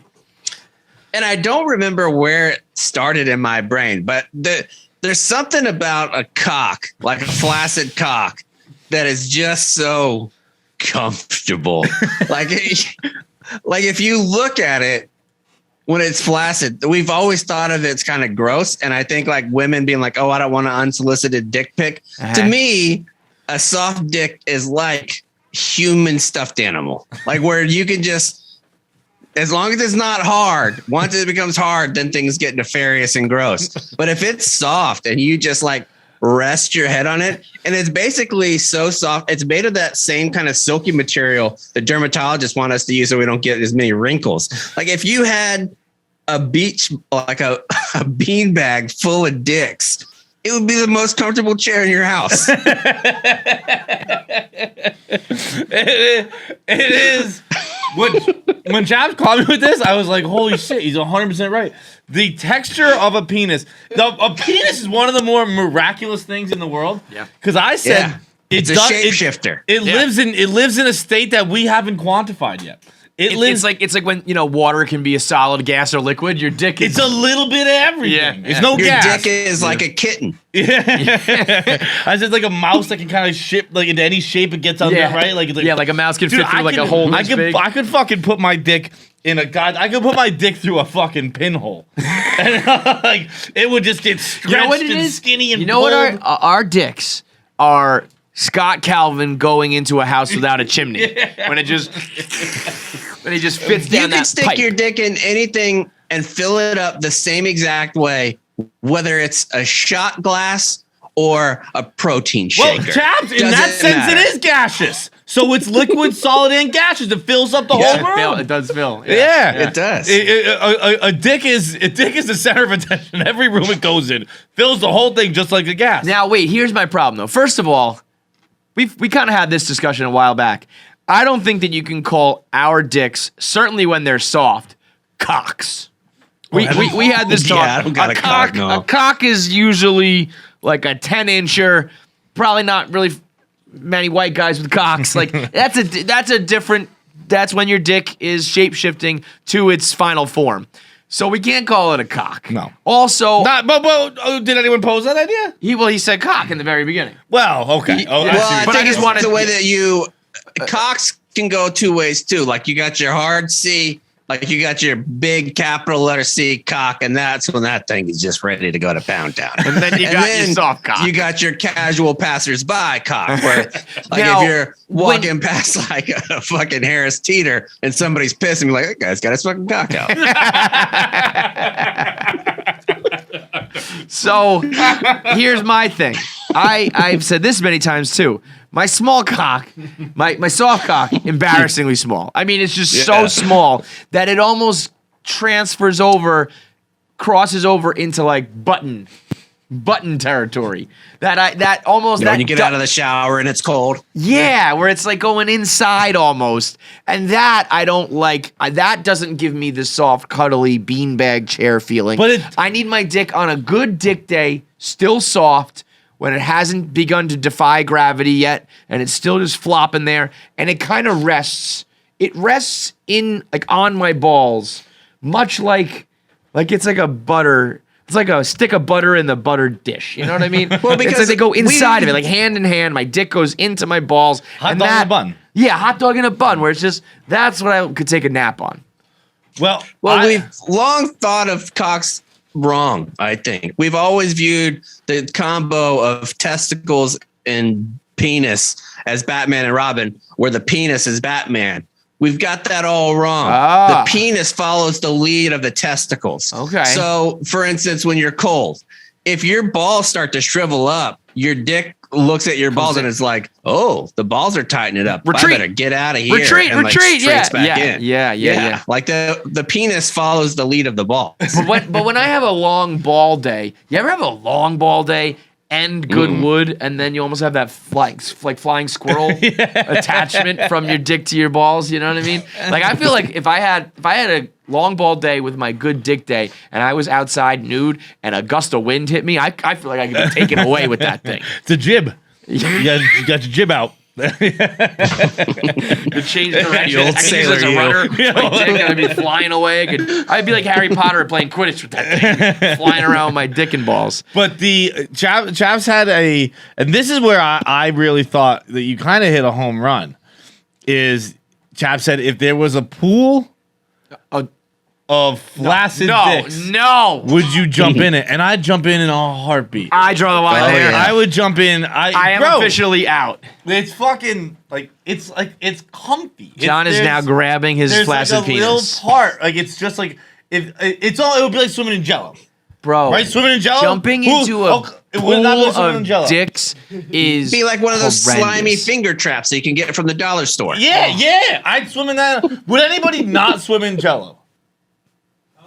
You wouldn't swim in Jello? I don't.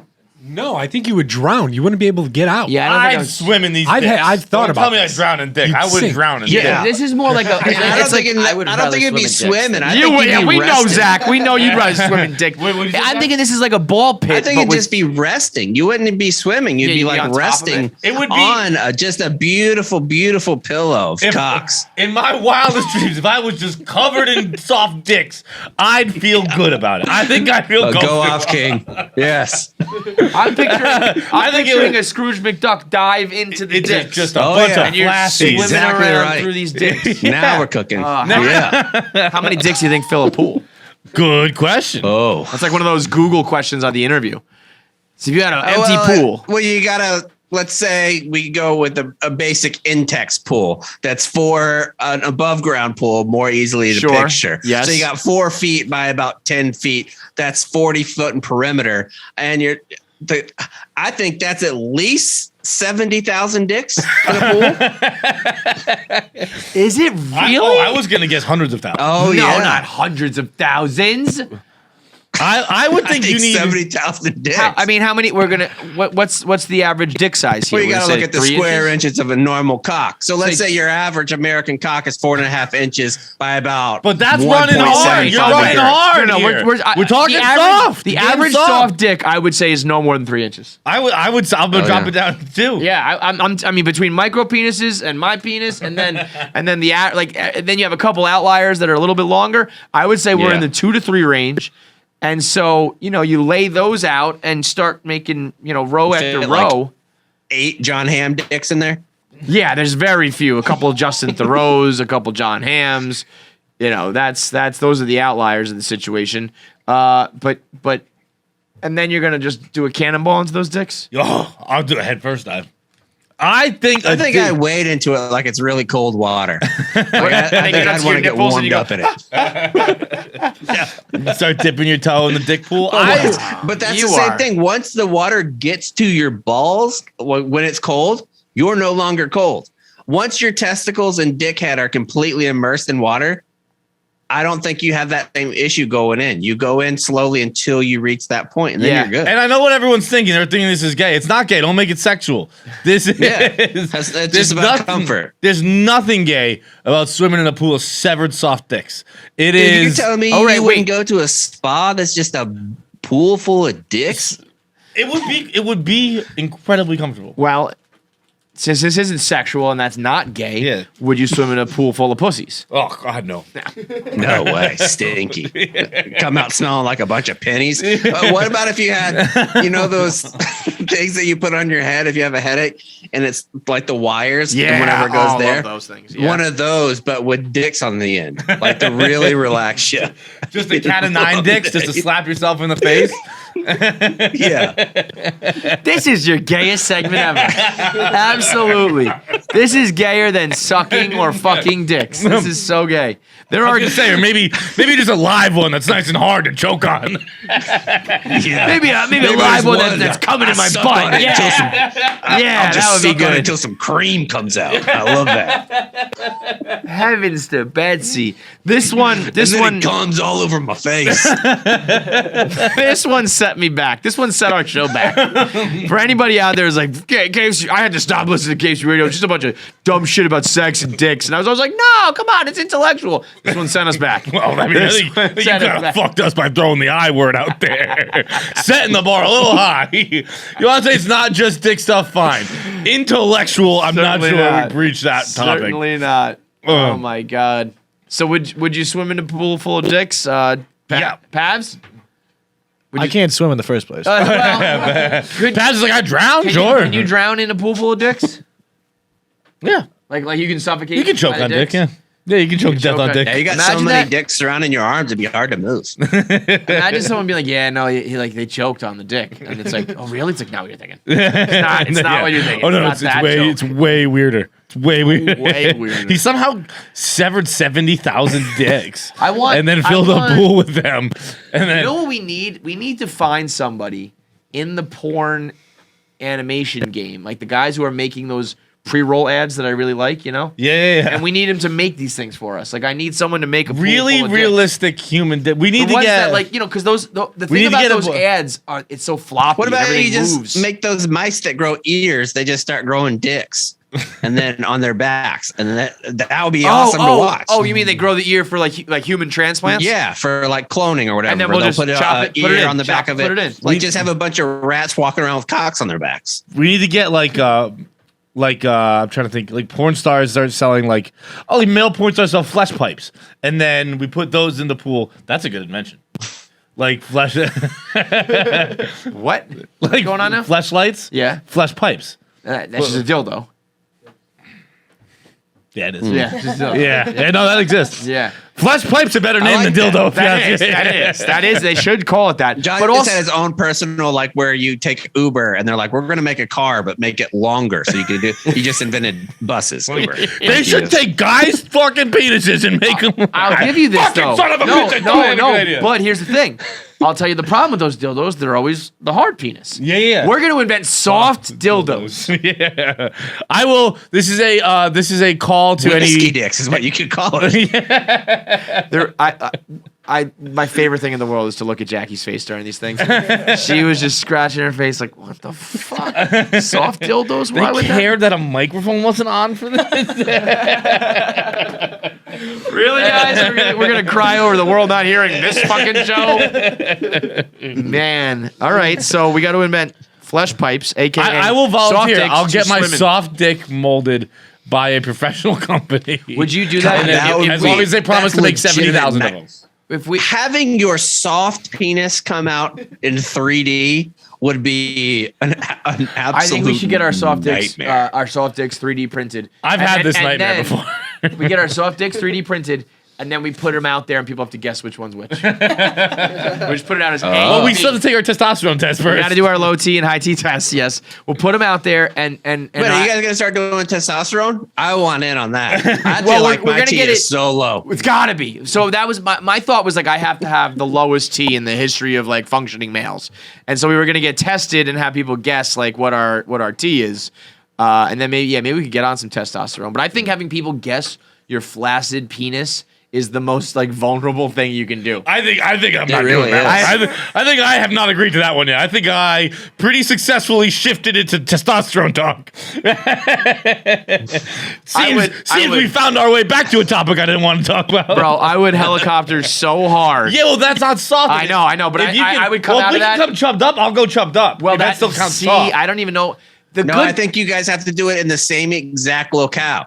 Like if you're gonna do it, you can't do it separate from each other. Yeah. It's gotta be you guys step out at like the pool where Kevin McCallister jumps into the water, does a cannonball. Yeah. It's gotta be right there, the same room. You get in the water, get it out of the water, get your dick molded. I think how that would be. Imagine like it's almost like when Drake and Kanye took the stage, right, together, and it was like. Everybody kind of thought that like Kanye tricked Drake. Like, yeah, we're just gonna do new stuff, right? We're just gonna do new stuff. Then Kanye went out there and did his whole catalog. I'll tell you we're just doing like straight out of the pool, but I'm chubbing that thing up, man. We're gonna come out. John's is like 2 inches, and mine's like a solid like 4-inch little pipe. Nah, man, that's just me soft. I don't know what you're talking about. That's just my natural state. I feel like if I get my soft penis cloned. You have to also. Yeah, I guess. I guess the you're right. The problem is now I have experience in trying to clone my willy, and I can't even imagine how it would work soft. I still have mine. I can't even. You know what you'd almost need to do is put it like on a tray and you sit your dick in it, because you can't put it in like the tube. Yeah, it'd have to be like a and Jello. then it would have to be like you have to do the top and bottom. Yeah, you'd have to have two. What about if you did like a melting pot style fondue thing full of wax and you just kept like pile driving like over it and you just kept dipping. Yeah, you just got to dip in and out. And then you could take the wax chunk off and then fill that with rubber and it would be, that's how you basically build the sword. That's what we need to forge these penises. We'll build a forge. Yeah. Forged in fire. Soft penises on KFC Radio. Jesus Christ all fucking mighty. Chaps. Goodbye, man. I mean, always a pleasure, man. Always a pleasure. See you later, buddy. See you guys on the timeline. I think, and I'm going to say this, and I'm going to regret saying this. Yes. Very much so. But I was kind of like under the impression, again, that I'm like, oh, I'm smart. Like, I'm not actually gullible. It's kind of like half a bit. Whatever. Oh no, dear. Between the whole like gullables written up on the ceiling, the fire island thing. That'll get me every time. Yeah, right. if I can defend you here, that'll get me. And then or like something on my shirt. I always think something on my shirt. Yeah, you can boot me every time, man. You can boot me. Give me 10 minutes. You can boot me again. It was. Like I have less. Again, when Jackie and Feitelberg are on the same team, everyone's like, "Yep." I have less recoil for getting booped on a you got something on your shirt bit than I do have sex again. Like it takes less time for me to the recharge. I'll be ready to go for a boop. Again. Before I'm ready to go to have sex again. All right, so wait, what were you gonna say though? So this weekend, I thought I'm furnishing my apartment, right? And I was furnishing? You're furnishing your apartment. That means you're getting stuff. I promise you, you're not 22-year-old girl's not furnishing. No, I'm putting. You're going to Bob's, getting a fucking 6-in-1 couch that has like cup holders in the fucking side. No. You're working to put stuff from IKEA together. Yes, but I have a whole plan. I have vases. I have Pinterest boards. It's furnishing an apartment. Oh, you have like a dream board thingy? Yep. Do you have an Allen key in your hand? Then you're not furnishing. You're just building. I do. No. Yeah, oh my exactly. God. That's what I'm saying. You're just Wait, that's the other thing shit. that I want to say. If this shit doesn't work out, I'm becoming a construction worker. I'm so goddamn good at construction. That is my calling. You are and I know just putting shit together. No, but I'm so good at it. Like my mind just works in ways that's like, oh, obviously, like this wrench is gonna go here. It's just. Are you looking at the instructions? No. Well, sometimes. If you're not looking at the instructions, I actually am. I don't think I really looked at instructions. I'm not like building full. Whatever. We'll get back to that. Okay. So I was like, I need money to furnish my apartment. Shut up. I'm furnishing the apartment. Did you do something? Did you defile yourself for money? So then I was like, well, let's just like check out a sugar daddy site, right? It's finally happening. We're gonna have an inside mole. So I made a what's it called? Whatever profile? Site. Made a profile, found a sugar daddy. Oh, wait a second. This is turning. Yeah, this is. I don't know. This is getting really No, real. don't worry. Don't worry. Nothing bad happened. You use a real picture and stuff. Real name. I used the name Addie, and I used Addie.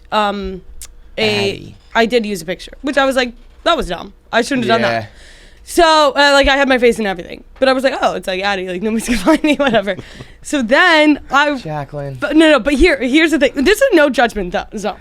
And nothing bad. Like, I'm not. I never agreed to that. No. I almost exclusively judge on this show. Well, then I'm not. Yeah, we always judge. Well, then I'm not. No, okay, keep going. Okay. I'm not in judgment mode. I'm in like dad mode. Because then I was just like, no, because I was like, I'm not going to say anything. I'm just going to see it out. And like, if I can make like just a quick $500 from talking to a guy for a week. If we're going to do this, we got to first. Yeah. Well, that's the thing is like, I'll send a pic. It's like, I'll it's send a almost like when the parents. parents. I'll send a city picture.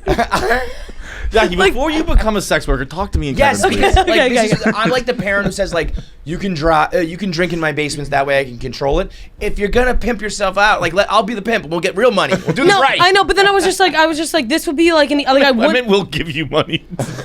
No, also this is not a way. No, I'm talking about we'll fucking. This is not a way to like be like, oh, can you guys give me more money? This was. Yeah, I wasn't gonna. No, this is a funny story. I wasn't gonna tell anybody. I was just gonna get the sugar daddy and like. Well, I was mostly just gonna see if I could just talk and get some money out of that. He said his wife died in COVID. Oh, he said your allowance is so real. Your allowance is what? $500 a week, and I was like, dope. So then I'm talking to this. What does a week entail though? Just like one date or like 5 No, dates? no, virtual, all virtual. I was like, just virtual relationship. You have to talk to him like every night. Just talk to him every night. So for 48 hours, I just chit chatted. Texting or FaceTime? FaceTiming. Nothing sexual, nothing at all. And I was like, he was very. This sounds like a little mentor-mentee thing. I don't know. This is not so bad. Yeah. So then I was like, I could just. Sorry. Hold on 1 second. I was just like, I could just vibe with this guy. Just vibe. For a little bit, and then it ended up. So then it was all a scam. I gave him like a little bit. I didn't give him too much information, but I gave him like a little bit of information. And then he ended up, it was obviously what like. information did you give him? All I gave was like my name. Okay. So he subscribed or whatever How to is he gonna Addie. scam you? And then he's like, and then you were like, So actually, then- by the way, it's Jackie Nichols. Like you were right away Then with I was it. like, Jacqueline Like, A. Nichols, like all this first Yeah, name, you were last like- name. you He were said, what like- bank do you bank at? And I said, Oh, Jesus Christ. Christ, Jack. No, I didn't give my banking. I obviously didn't give my banking like whatever. No way. I'm trying so hard to fucking, mold young minds. No, but teach them how to be Oh my fucking God, you put- street smart and stuff and how to live. And you gave them the bank and the name. When you said that, dude, you I put gave an Bank of exclamation America. point. You're like, yeah. He's like, I'm not asking for your routing number. I was like, okay, then like, what's the problem? And then I ran it by all my friends, and they were like, yeah, it seems fine, but I forget. Like my friends are also idiots. So it's like, Yeah. I can't bro, keep Jackie, doing that. you've talked to men before, right? No, I know. How And many of them, within moments of meeting you, asked where you bank? Well, because that's like he's gonna give me $500. Well, yeah, but that's the a thing. week. That's how they get these people. It's Yeah. like, I'll send money to your bank account. Yeah. What is it? And also, what's your mom's maiden name and your dog's first name and all that shit? Because there is going to be like money and bank account talk. That's why it's got to all be legit. You got to set up like a burner account and Yeah. a Venmo account that's only for that. So then I was like, well, I feel more comfortable with Venmo. Can you do that? And he was like, no. And I was like, okay, here's my bank account. Then my. So Yeah, you are. Wait, you gave him you gave him your account number? No. Oh my God. No. Okay.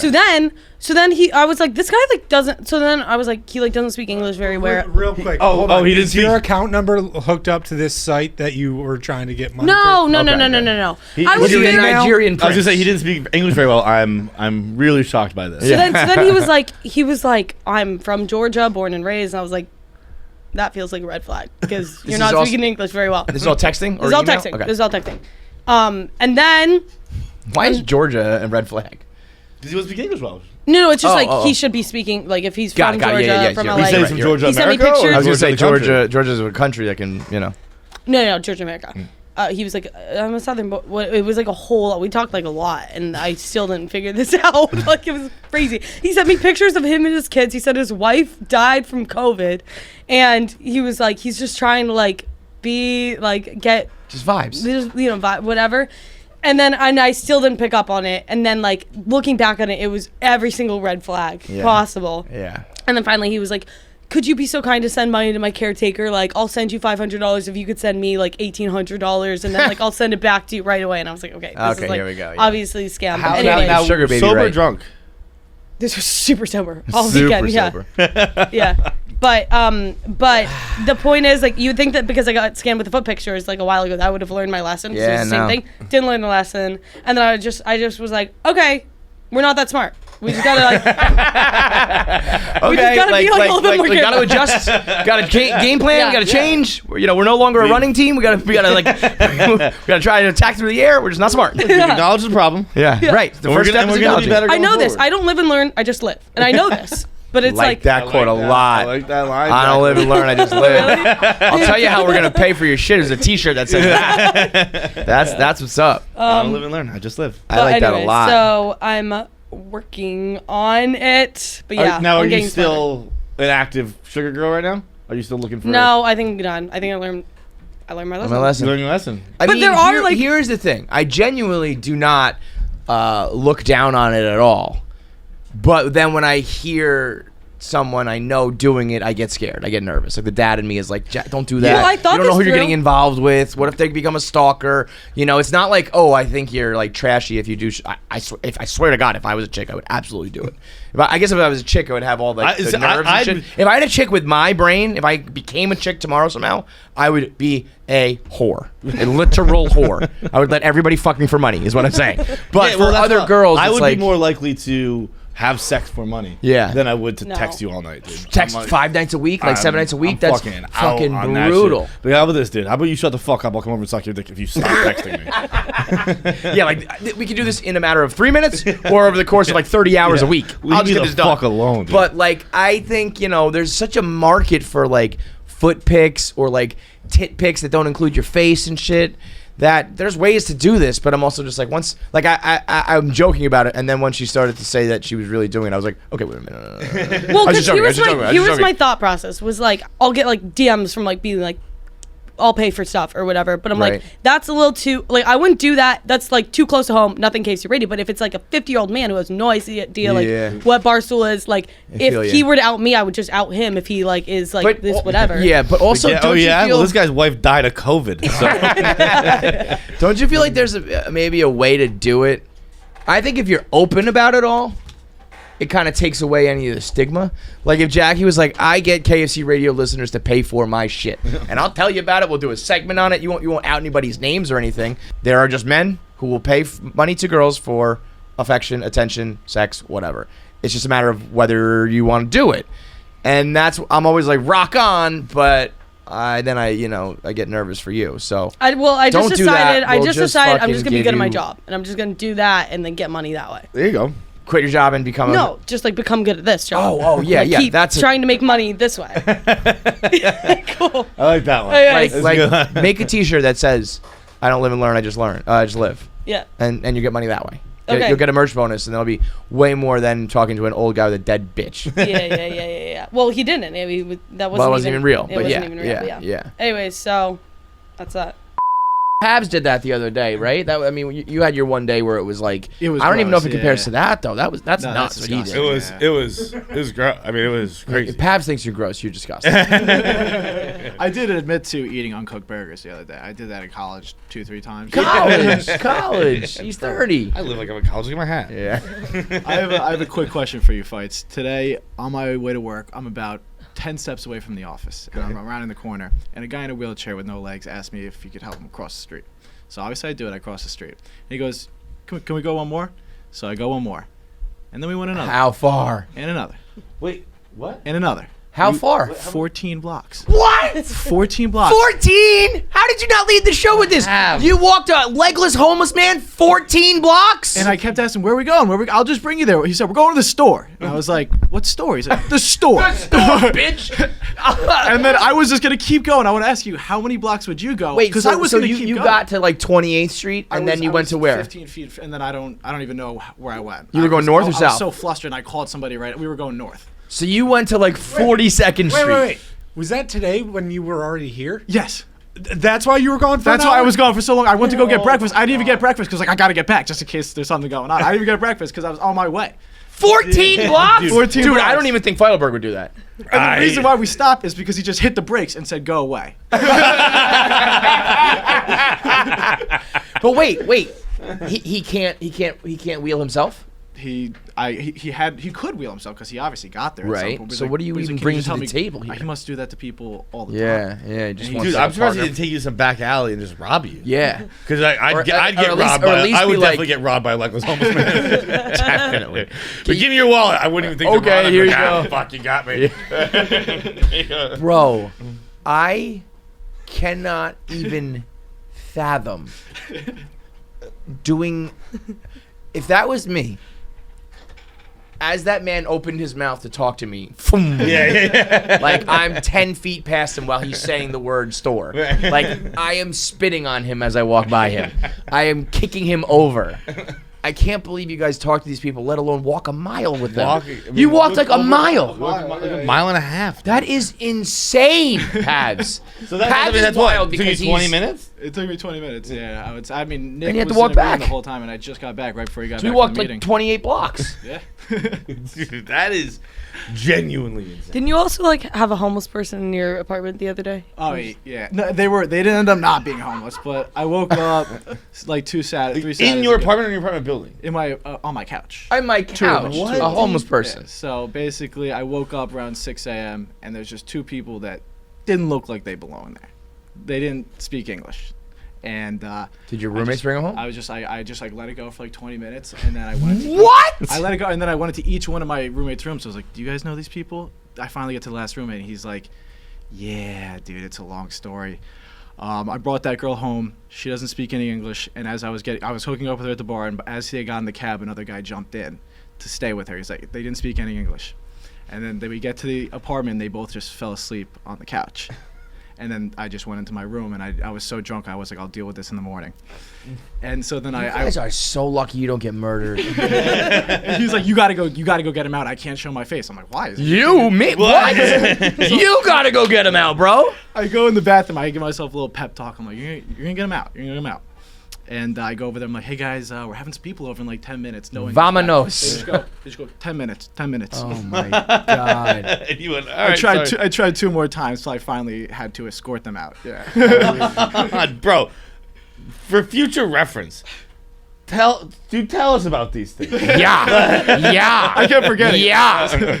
Like both things. That's like, guys, I got something to say to start the show. That's like the show's done. We're not talking about anything else today. We now have the topics for the day. Bro. Oh, when she woke up, she kept screaming ecstasy too. So You know what, man? These are the things too. I know that so many people are listening at home, going like, "Oh my God, New York City's fucking disgusting." Like, this is why you live in New York City. For shit like this, where it's just like, yeah, man, you ever wake up with 2 fucking Colombians on your couch? If you haven't lived yet, Like, man. Who start their Saturdays with ecstasy?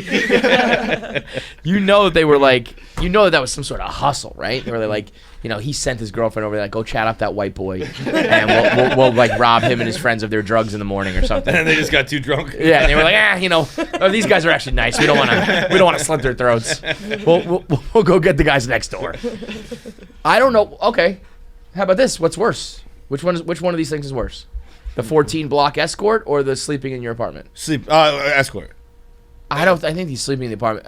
Sleeping in the apartment's like genuinely dangerous. I think it meant like worse. Like, well, that's what I mean. Like all things considered, if you had to pick like which scenario, what's it gonna be? I mean, I've had a lot of strangers sleep in my apartment. Yeah. Not, obviously this is like a little. I mean, everybody's had strangers. You hook up with someone, you one night stand them, and you know they slept in my bed. Yeah. But I've had many a dangerous a potentially dangerous person. Also, you'll hear a story in the Joe List interview about probably the worst one night stand blackout non-hookup scenario ever. You can't beat that unless you murdered someone. You can't beat that. Yeah, I mean, that it is weird when you think about the difference between how you socially treat people who you are trying to fuck and who you're not trying to fuck, it's insane. Yeah. Imagine if I just said Like, like, I'd walk a hot legless homeless woman who was trying to fuck. I'd walk her to fucking. I'll pick her up, put her on my back. Yeah. I'll marry her. Come on, let's go. But like, imagine if you were just like, you know, if you're at a bar and some girl who like you weren't interested in was like, "Can I just like sleep in your bed tonight?" You'd be like, No. Fuck Yeah. out of here. But a girl you're kind of interested in, you'd be like, "Yeah, let's fucking rock." All right, Jackie, you first. You said you had some good news. Oh, okay. Oh God. I've been wanting this since I was a little girl, right? Oh God. I've prayed for this. I've Jackie's so excited about Roe v. Wade. It's all she's here talking about. Not that. Not that. I don't know how this happened, but I have a. Oh wait, what's it called? Jesus Christ. Oh my God. I'm on the edge of my fucking seat. I know. What's it called? Are you fucking kidding Fuck. me? Give me a second. Shut the fuck up. This is not happening. Oh, I'm getting a call from them right now. Oh, answer and ask them what they are and what they do. What? Oh. Answer. Wait, this might be spam. Hello? No, that was extended warranty card. Jackie, tell us the good news. Wait, what's it called? Oh God! I'm sorry, I'm fucking this up. Welcome. It's a I've never seen someone choke like this before in my entire life. No, it's not deconstructed. It's when your nose is whatever. Deviated septum. Deviated septum. Exactly. I have a deviated septum. Wait, you wanted a deviated I wanted a deviated septum. I like prayed that I got punched in the face, and now I get a free nose job, and I have to have it. And it's getting done in like 2 months. This is all for a deviated septum? Yeah. Jackie, all- never in a million years did I think you... I thought you would have said Roe v. Wade before you said deviated septum. Yeah. Deviated septum? You don't understand. Like, this is something that I was like, there's no way for me to manifest. So also, I want to say... There's a way to manifest quite easily. No, I was like, okay. It would have been your number one... Well, it's also kind of fucked up because I was like, I've always Is this wanted why one. you always wanted people to offer you cocaine? Yeah. Yeah, no. But I've always wanted one. And then I finally came to the conclusion. I was like, no, you know what? I'm just going to go to therapy. And, like, I'll just work on myself. And then I was like... How'd that go? And I was like, the world, like, you know, I'll just figure it out myself. And then apparently the world was like, no, you need a nose job. I was like, okay, I guess I'm getting a nose job. But you're the fucking best. We're releasing a best of next week, and this is going. Sure. That was... I'm like embarrassed to do the show now. That was amazing. Yeah. That was incredible. Congratulations to you. Thank you. I don't think you need a nose job, but I think you need whatever you but- need to make you feel happy. Thank you. And congratulations. I'm very happy for you. I'm very happy for me, too. Are you gonna slow down at adding shit to the face though? Because like you're on a No. slippery slope. Oh, Oh, okay. baby, we're just getting started. It's going. The next is full talks. Full talks? Yeah. Botox. Yeah, but that's temporary. That's not like... Yeah. But I feel like everyone does Botox. Yeah. That's just normal shit to do. Yeah. I don't know. So we're just going to start from there and we're going to see where it takes us. So maybe I'll get more. But yeah. My goal is to look like a fish. But yeah, that's like good news. I feel like this is like a lot more exciting for me than it is for you guys. Honestly, no. If you just told me I have a deviated septum, I'm getting a nose job, that would have been...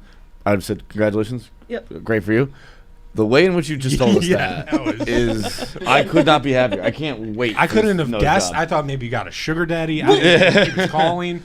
What was that? Nothing. No, that's well, for, that doesn't seem. That's like related. That's related. Oh well. It's for later. Like I'm not supposed to talk about it. It's a developing story. It's a developing story. Your sugar daddy's a developing story. No, it's not sugar daddy. It's a FinDom situation. Dude. But how do we? God. But I used to be the host of this show. Sucks. But you have to admit when you're not anymore. Jackie? Well, he said, I know, now I can't take it back. This always happens. Mike gets in front of me and I just word vomit. Yeah, no, that's why you're the best. He said not to talk about this as for content, but it's too late. Sorry. He's a KFC Radio fan? No, I don't know. So he won't hear it then. No, he does. maybe Send that into the mic. How much of this stuff do you edit out? Well, because I say stuff like with stuff. I know I say everything with it in mind, like that I'm gonna edit it out, and then I just never do. So that's all right. So it's when we tell you this. No, make that the title. This anonymous KFC Radio fan. This anonymous fan who's not. This anonymous person who's not a fan of KFC Radio. Never heard of it. What is the FinDom deal? Well, so it's not really like. So they just found my Venmo, and he just like started sending money. Oh, it's this guy. But then I was like, all right, what's up? Because then he like started sending more money. How much money are we talking? I've made up to 1,000 right now. 1,000 bones. Jesus Christ, you fucking dirty dog. I had to kind of work for it a little bit. I will say that. Like What do you mean you have to work for it? Like I have had to, not like I've just had to like text him as if I am a FinDom.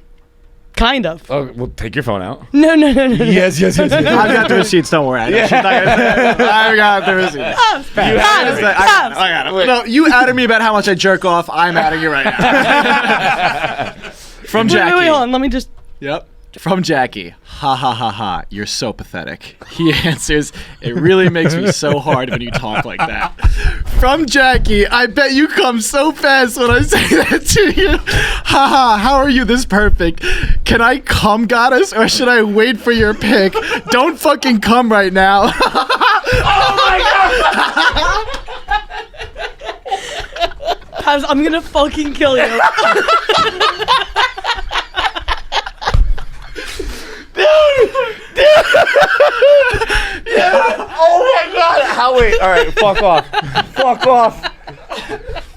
off, Jackie. Oh my god! All right. We're even. Fine, no more. And how long? These guys are gonna kill each other. How long have you done this? How long do those conversations go on? Well, for? now it's like I really like. It's starting to hit a point where I'm like, okay, I can't do this. Like, I don't know how to do this. Like, it's making me uncomfortable. You made $1,000. I know. I had a FinDom who once paid me like $25. No. I mean, it's been like 4 days. No, not 4 days. Like a week now. But I've like really stopped. He wants me to like send a video, and I'm like, that's.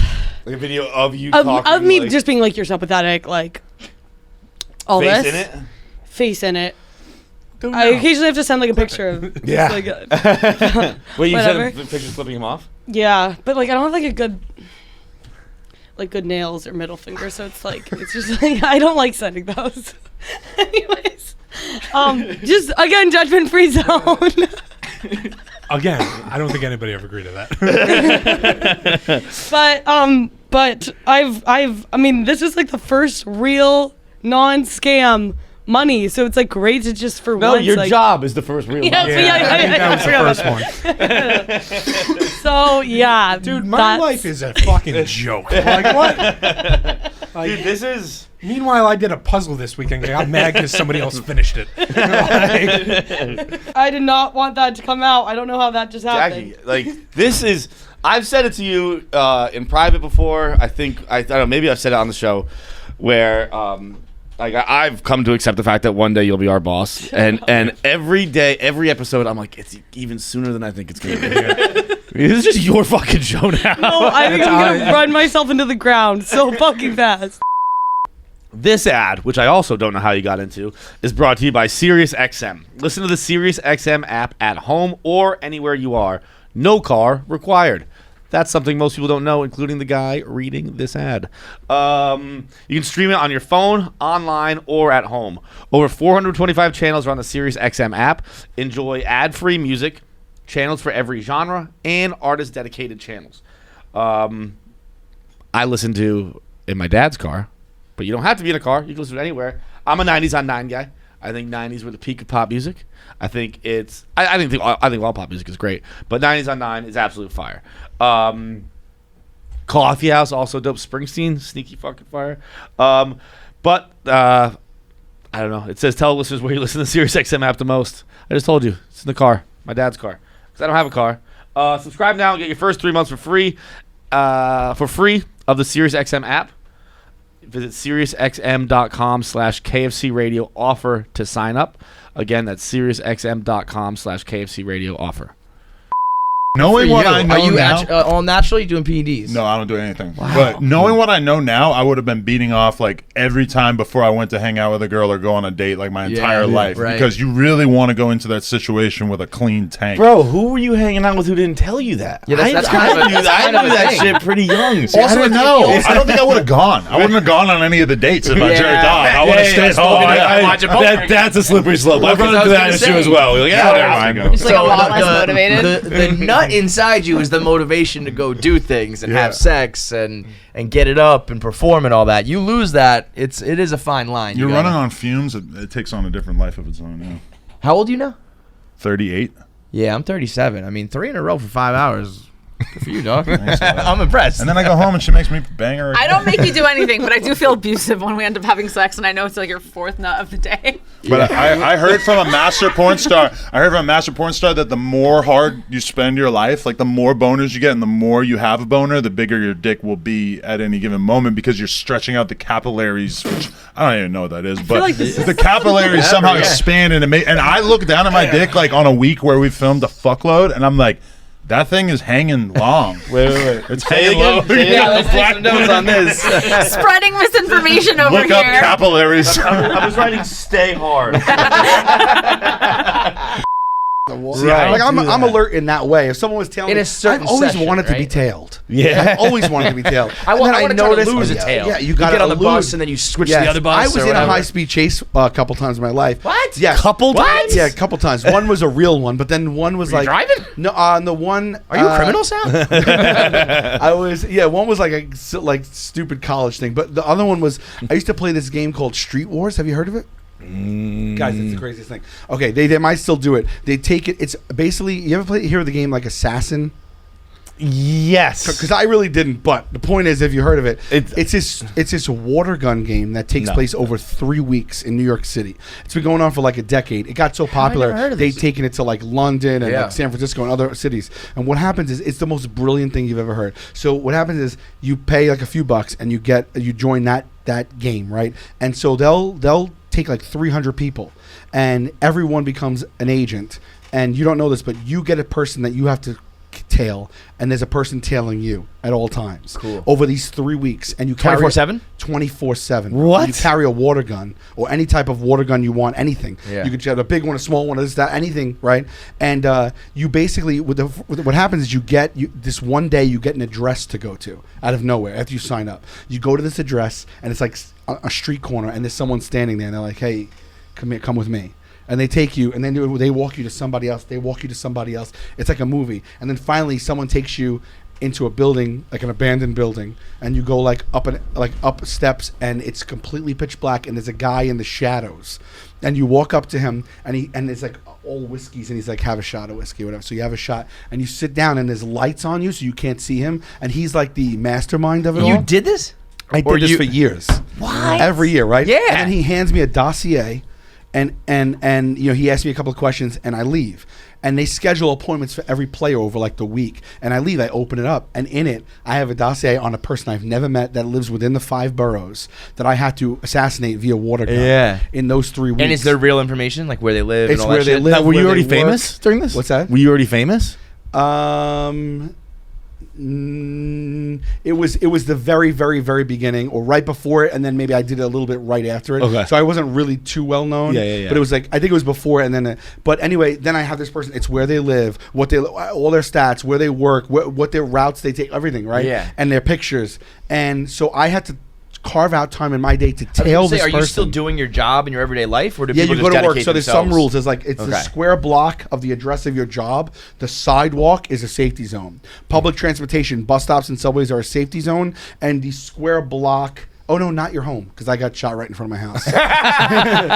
so like you can still go to work and not get shot because like you're like, I'm not playing the game right now because I gotta go to work. No, and, you could get shot the second you are not on the sidewalk of the address of your job. Got it, right. And they can go to where you hang out, and then they also hold a mixer at a bar in Brooklyn once a week where any agent can go and drink, and you might run into the person you're looking for there, or might not. You might get tailed, you might not. So they stir like the up Continental and John Wick. tension, right? And so what happens is, like, you have to figure out how to tail this this person, and then you have to hit them with the water gun. And it's it's a honor system, but and then if you do, they're carrying their dossier. They have to give you theirs, and you get your next person to kill.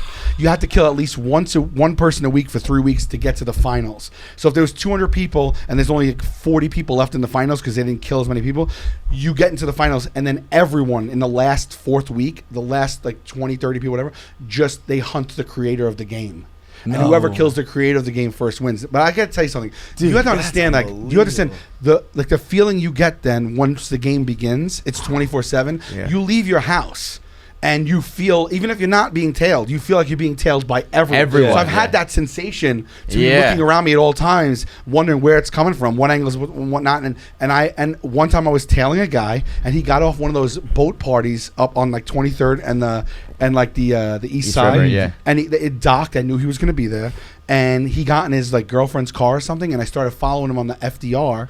And then they noticed I followed him all the way up to Yonkers. And then once they got off, they noticed I was tailing them in Yonkers, and they just took off in the streets high speed. Probably real dangerous. I was gonna say, I can't believe this is allowed. You can have teammates, so you can have up to 5 teammates. But if one teammate gets shot, the whole team goes down. So while you have more manpower, there's more exposure, right? Yeah. It's crazy, this whole game. And so I high speed chase, and then finally he tucked and rolled out of a car and ran into a house and closed the door, right? And so we circled, parked far away, then got out on foot, and we army crawled up this block, and there was an old guy outside washing his car and a couple of kids, and we just were waiting. He's he has to come out at some time. Yeah. Dude, it was nightfall. I was telling this guy for 9 hours, and then all of a sudden my friend goes, he ran out the back. He jumped out the back window, went in the backyard, hopped over a huge cement wall, and then his car picked him up, and we tailed him all the way back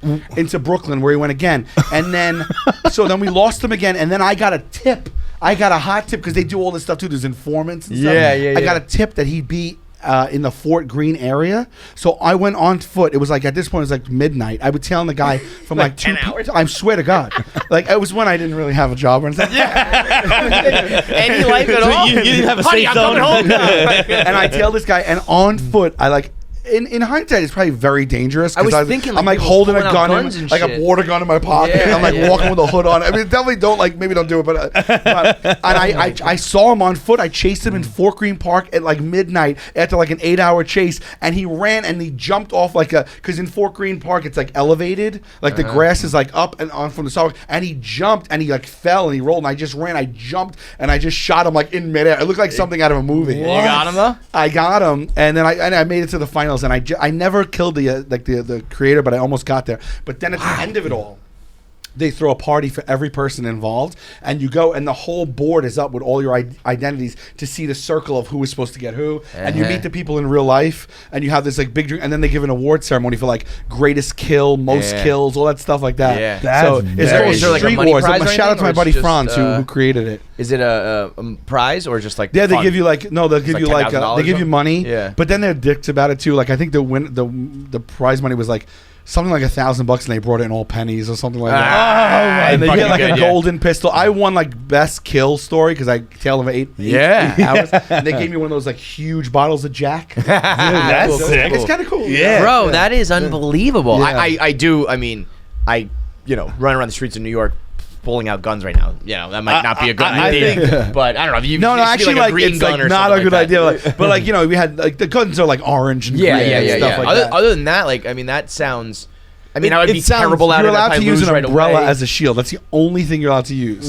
Someone could also throw a water balloon. People at you. That's how we killed people too. We would kill people, but we stood up on top of a building, and when they walked out, we just dropped the bombed them. No, but you'll see people break out in the streets with umbrellas shooting guns at each other. It'll just break out, and you're like, oh, that's Street Wars. They're playing Street Wars. I am such a nerd for this. I fucking love it. I think I have way too much anxiety. Oh, I don't think I could. I don't think I would do it or be good at it, but I want to watch it. I would watch a reality show of this. You should put it on True TV. I swear to God. I swear to God, you should produce that. And I get 50%. That is not a bad idea. That's a fucking good idea. 50% is absurd. I think it's absurd. 25. 25 is not absurd. Still not a penny less. And you can pay me in pennies. How about that? I swear to God, we thought about it. We thought about it. It's just, I think it's a really hard thing it to takes a shoot. lot of manpower to cover that kind of thing. It would have to be like 10 instead of 300 or whatever. Yeah. But it's not a bad idea to revisit. The same way that Notice I said revisit. If you had, the same way people become like a fan of this guy on Survivor or this girl on Big Brother, like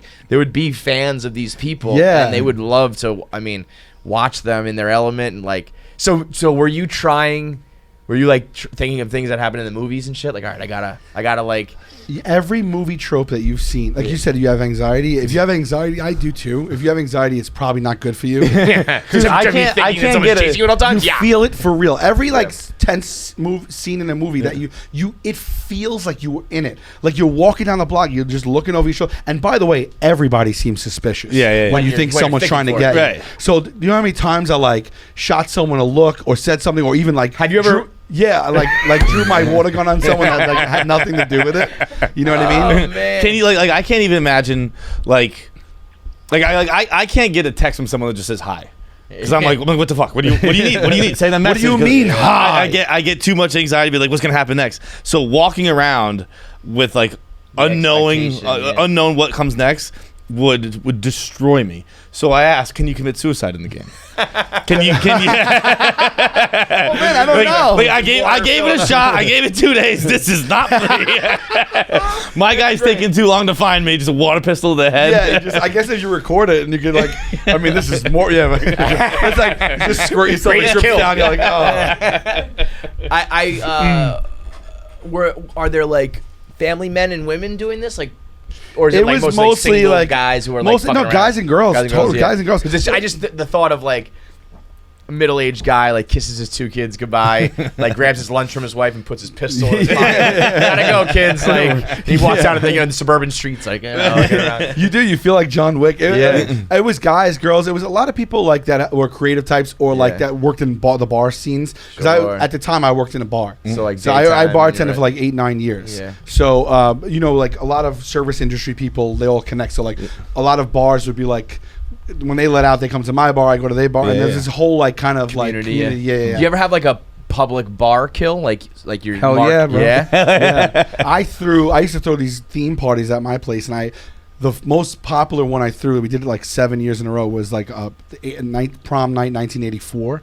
So I would gear up, like I would go all in for this thing. Like people would have to ask people to prom, like you have to wear a tuxedo. Love it. Like we had the camera people there to take like the prom photos. We would have a pregame where I would hire a limo, so the limo would make rounds to pick everybody up, like where they would, we'd have to punch, and then they'd pick them up and then drop them to the bar where the prom was happening. Yeah. Like we really went in deep, and I would like decorate the place that you couldn't even like. It was like thousands of balloons every year, and it grew bigger and bigger. The paper used to write about it, and so one time, right in the thick of the middle of Street Wars, I did it, and I invited every assassin to it. And it was a shit show. People were getting shot all over the place. Right, yeah. Oh, that's when that's when we dropped the balloons off the roof. That is so I was sick. on the roof of my bar. Like I was like, I've never been up here before. Like sometimes you ever catch yourself in a moment, like it's like 2 a.m. Like I'm in a 80s tuxedo on the roof of a building holding the water balloon. Be like, this guy doesn't know what's going on. It's like, what is my life? Yeah. So you left Friday. You have children and shit. So you left Nashville on Friday. I stayed.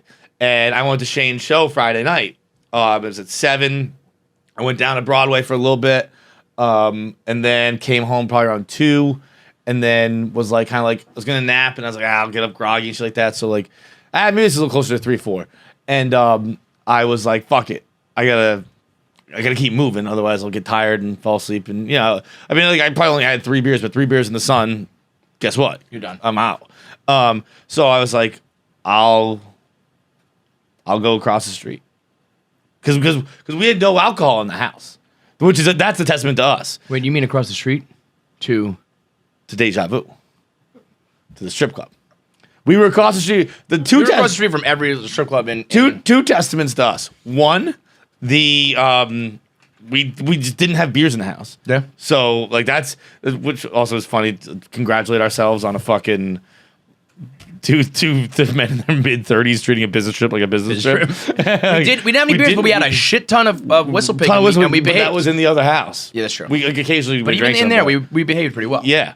And then we also never went to any of the strip clubs around us. But Friday I'm losing track of the time, but it was like 4 o'clock, say, right?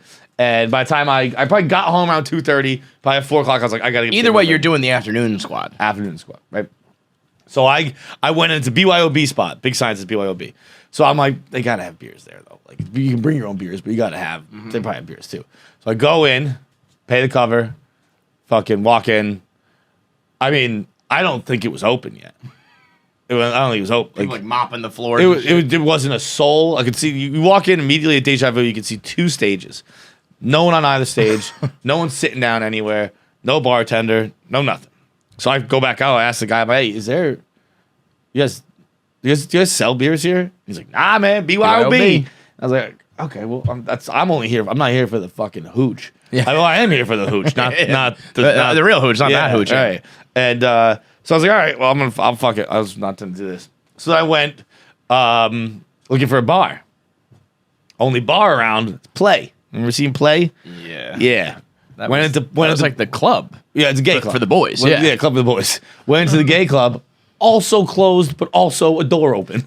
So now I'm like, I'm in the middle of Play, which like is just fucking. It's like one of those like warehouse clubs. Yeah, like big, just huge emptiness. Yeah. And I was kind of stood there. That absolutely was not open, but it was. But it was physically open. It was not business wise open. No, I stood in the door for like I don't know 3 minutes, just kind of like. Waiting for someone to come out. I don't know, suck my dick. I was going to say, someone stood there being like, some straight piece of shit's lost. Yeah. And I was just like, okay. Finally, I was like, fuck it. So I walk out, and then I was like, oh, yeah, there's that liquor store right here. So there was that liquor store. I forget what it was called. I go walk to the liquor store, get a 6-pack of beer. I was like, fuck it, I'll go back to the strip club. So I go to the strip club, and I sit down. Not open still, but now... it's open, but there's just no one dancing. Right. Now, a stripper comes up to me, there's like... Is music on? Good question. Like elevator music, not stripper music? It wasn't rocking, that's for sure. Right. I don't really recall. But so I get cash out of the ATM, and then a stripper, like, I swear to God, she popped up out of the trash like Oscar. She's like, you want to go right up to the VIP room? She's in a sweatshirt, by the way. I was like, oh, no, I was just gonna hang out, watch some dance, have a beer. She's like, all right, honey, and then like walked out a door that I didn't know was there. She probably was thinking like, I can suck this guy's dick real quick, get a bunch of money before I even have to start dancing. Right. Like, he's clearly desperate. Let's just get this over with. So then I go into the main room. And well, then actually, I'm sorry. Then so in the room where the ATM was, there's a stage, and then there's a screen, and her name was like Charlie or something like that, CHARLI, something like that. Yeah, of course. And it was kind of like Charlie's coming to the stage in 2 minutes. I sit down, pop a beer, drinking the beer, kind of just losing track, fucking around my phone, like lose track of time, whatever. Finish the beer, look up, Charlie. The clock was counting down. Charlie's back to 2 minutes, 17 seconds. Just keep resetting. And I was like, what the fuck is going on here? So I grab my beers, head back down to like the main room. It's like 3 steps down. Now there's like 6 strippers in there. But they're all sitting on the chairs. No one's on the stage. So I kind of sit down like fascinating. Very reservedly, like, what's happening here? And one girl just comes up to me, she says, had a baby 6 months ago, can you tell? And I was like, now that you mention it, yes. Wouldn't lead with that. Yeah. I was like, I didn't think so. And she sits down at my table, and I was like, what's happening right now? What am I in? Yeah. And she's like, well, honey, we don't really start dancing until about 7.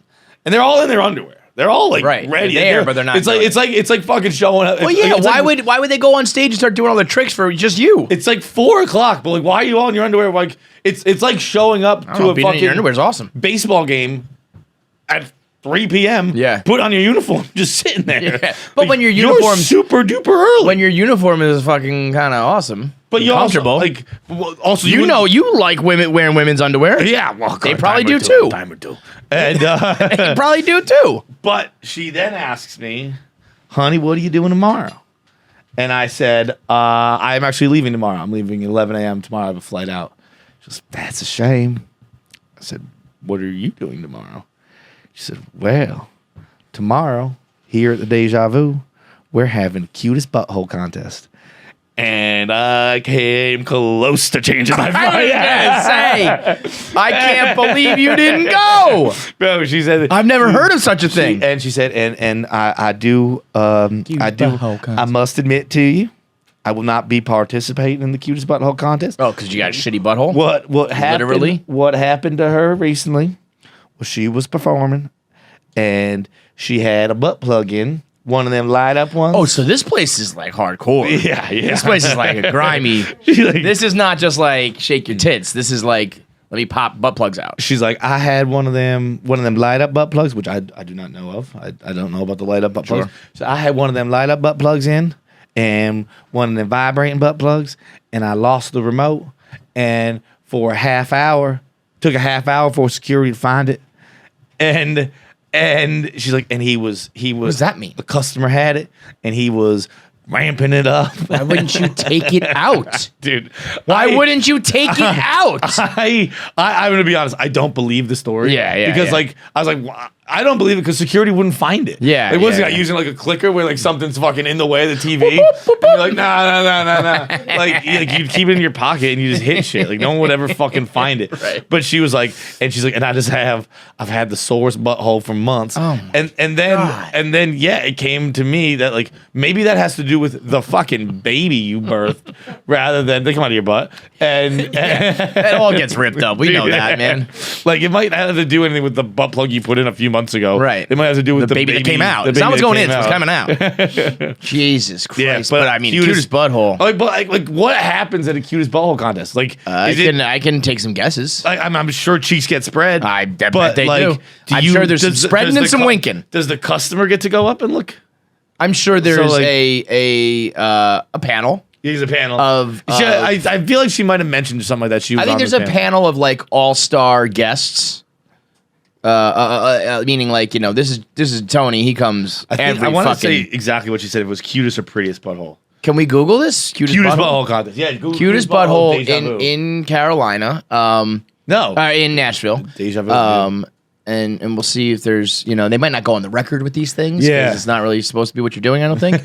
But just fucking. I don't know. I mean, there's got to be like people just sitting there, and maybe they do a dance and. Yeah, we got something. You got a mic? Because I'm telling it's a mic. Club Deja Vu in Nashville, Tennessee, be having this prettiest butthole competition, and I don't even know how to take that. Like, the grand prize is $500, so like I could see why people are all about it, but out of all the other shit you could have a competition for, you mean to tell me people really want to see buttholes? Yeah. Who's the judge? Mm-hmm. Who says you have? Oh, it's every Saturday night. Oh, so it's, okay. Now this changes everything. Like once a year. Bro, what's this fucking dude about? This guy, what are you fucking pussy, bro? What everybody wants. You want to see some fucking buttholes? What everybody wants to see is a butthole. Is that asshole? That's like. What are you talking about, Chulo? Yeah, like I mean, like that's his name, by the way. Who wants to say that was not his Instagram. Put that in the YouTube. I think Saturday night, keep your butthole tight. That's right. This is an event in Nashville. Shout out to Nashville for throwing the prettiest butthole competition. Apparently, it's a big deal. When Nashville sent me this. This I can't believe you didn't lead with this, John. I was going to. We just got other stuff got in the way. I mean, this is great business acumen right here. What does everybody want to see? Butthole. What do they watch porn for? Butthole. What am I going to give the people? Butthole. They have like tits are old news, cheeks are all right, but it's in between that people want, and so give them what they fucking want. Now the problem here, though, the reason I'm out on this, I thought it was like a once a year thing, where it was a massive event, and like people flying in for it. Yeah, like no face girls coming in there and taking home the crown. Every Saturday means every chick with an asshole just comes by and spreads them, hoping that she wins $500. Yeah. So you're gonna see a bunch of uglies before you get to a nice. Hopefully Kimmy's sick this week, and I fucking take the crown. How good was that? Dude, there was a club manager. It's my favorite story. So there's a club manager. Me and him were hanging out. We were drinking after a show. And then he was like, some comics come through and try to have sex with me. I was like, wait, what? I was like, who? He's like, I'm not telling you. So I remember he said that. So then he and I were driving to Austin, Texas the next day. And we're in the car. And I was like, dude, I'm going to fucking suck your dick. And he was like, don't fuck with me. Like, he was serious. He was like, don't you date. Like, not again. No, he I promised myself I wouldn't. He was like, happen dude, again. don't fuck around with that. It was like, it was me and him. We just met. We're in the car. We still had another like hour and a half. And this guy was furious. And then another time, me and him are hanging out. It's me, him, and another comic. All right. So then I go to bed, and him and the other comic stayed out. At like 3 a.m, I get a text, and I'm not going to say the comic's name, but he was like, so-and-so, that fucking faggot tried to fuck me. And I got that text. I was like, dude, no one's trying to fuck you. Stop. The guy was probably being friendly. He was like, fucking piece of shit. What's up? Everyone's trying to fuck me. Wow. Yeah. Imagine just going through life convinced that everybody and anybody's trying to fuck you at any anybody moment. being nice to you, you're like... And how old was that guy? He was young, but I don't know. I can't tell if he was joking because he was funny. He was like a cool guy. But he did spaz. I don't know. It reminded me of one time I at football, that time I farted. I was at an offensive line camp. It was me and another. We were in a college dorm, and I farted, and the guy was like, "We're not doing that. Oh, yeah. We don't do that." I was like, "Wait, are you serious?" We're in a football locker room. Yeah, What? we're offensive linemen. Yeah, that's what we do. Yeah. And then we I was, fart and block. That's I our think lives. this guy, he hit me with the same energy. I was like, "I'd like to suck your dick," and he's like, "Dude, don't fucking say that. We don't do that in here." I was like, "All right." I wish I had that in me though. What, to get mad? Just be like my dad with gay stuff. Like, no, what the fuck are you doing? Dude? He doesn't fuck Come on. around. If you were to soft touch my dad's nipple, he'd fight you. He'd be like, "What the fuck?" Yeah, we don't do that. Some guy, like, there was a chain text, and my dad and all of his friends do construction, and there was like, they have like, you know, like the messages they get, and somebody in a chain text sent a picture of his balls. And my dad called the company and was like, "You got some guy down there. He's trying to fuck. I don't know what he's trying to do. It's funny business. Funny business. No funny stuff. Like, I don't know if he's trying to fuck guys, if he's weird like that, but he sent me a picture of his balls." It's like, yeah, it went out to everyone as a joke, and he was like, "What's the joke?" It's like, that's his balls. That's gay. I think we might be the first gay generation. Yeah, for sure. Of like bros that are like grabbing it's each other's fine to be dicks. gay. It's a cycle. It's a cycle. It's late Roman Empire. At least with the, it's right. Roman Empire. Laughing and wrestling. We used to say that like the Greeks. The Greeks were fucking everybody. The Greeks were. It was straighter to be gay. Butt sex. Yeah. It was like, I'm gonna fucking tackle this dude and fuck him. I think it was almost more like butt sex. There's no way they invented butt sex. Yo, the Greeks. I could have come up with butt that one. There's a few inventions. I'm like, I could have got there. Butt sex is one of them. That's about it. Like we would like when someone was like shampooing out their hair, you'd sneak up on and beat them. Oh, I wish I was there. You would love it. I used to lay in the bathtub. It's just like I get peed on by my boyfriend at the time. You would lay in the bathtub, and he would pee on me with no water on. Who would? Your ex? Yeah. This is the Blue last guy Powerade? you fucked? Not Blue Powerade. No. This was years ago when I was a child. When I was a child? Oh, like I was like 20 years old. Specify that. How old was he? He was my age. I don't remember. And he just pissed on you. I asked him to. Where? In the bathtub. No. Oh, everywhere. Spray me down. Hose me down. He will hose I down feel like the if you're gonna do it, right? Yeah, like mostly face and then on my crotch. In your mouth? Yes. Ugh. I'd spit it out. I would swallow it. You would swallow it? No, I wouldn't. I would if I just got like do like a paid. fountain. Like a paid. Yeah. Was it like? What did you do? Did you jerk off while you were doing it? Yes. Did you come while he was peeing on you? Obviously. You idiot. You didn't even get the question out that time. Yeah, dude. But here, okay. I'm like, not clear. I'm not king shaming, not yucking your yum. I just didn't know you would. You know. Yeah. So Jackie, next time you finish your cappuccino, then you turn the water on. You'll come much faster, dear. You'll squirt much faster, dear. Well, that's the thing, though. She takes that shower head and she goes in and she puts it on high and she goes right down to that crotch. Now we'll turn it on pulsate. Okay. Now she will pulsate, yeah. I think of squirting as like super hot. Yeah, it's the same and thing like as you pee. can fucking wash me down head to toe, but wash you know, me down. See, because here's the thing though, like if I were to engage in any of that, giving or receiving, I think it should almost be like a lot of water has been Dranking. Drank before. Oh yeah, this isn't fresh. This isn't the first pee in the morning. After bender. That's one of those things that has to be prepared. No vitamins that day. Right. No asparagus. No Mountain Dew. None of that yellow 12 or whatever. It's more about just things coming out of the dick. That's what's hot. Yeah, I mean, not pee. You don't want pee. There's definitely more of a scarlet letter with pee, but it's like if you're so cum hungry and you can enough jizz out of there. This one pretty easily. Don't get me wrong. I didn't even talk myself into it. I was like, yeah, fuck, I'm right. Like if a girl were to squirt all over you, yeah, that's awesome. But I guess there's something about like you hope they're coming. If girls jizz, would you be grossed out? If girls jizz come and guys didn't, do you think guys would be more into it, or they would eat it? They probably love it and eat it.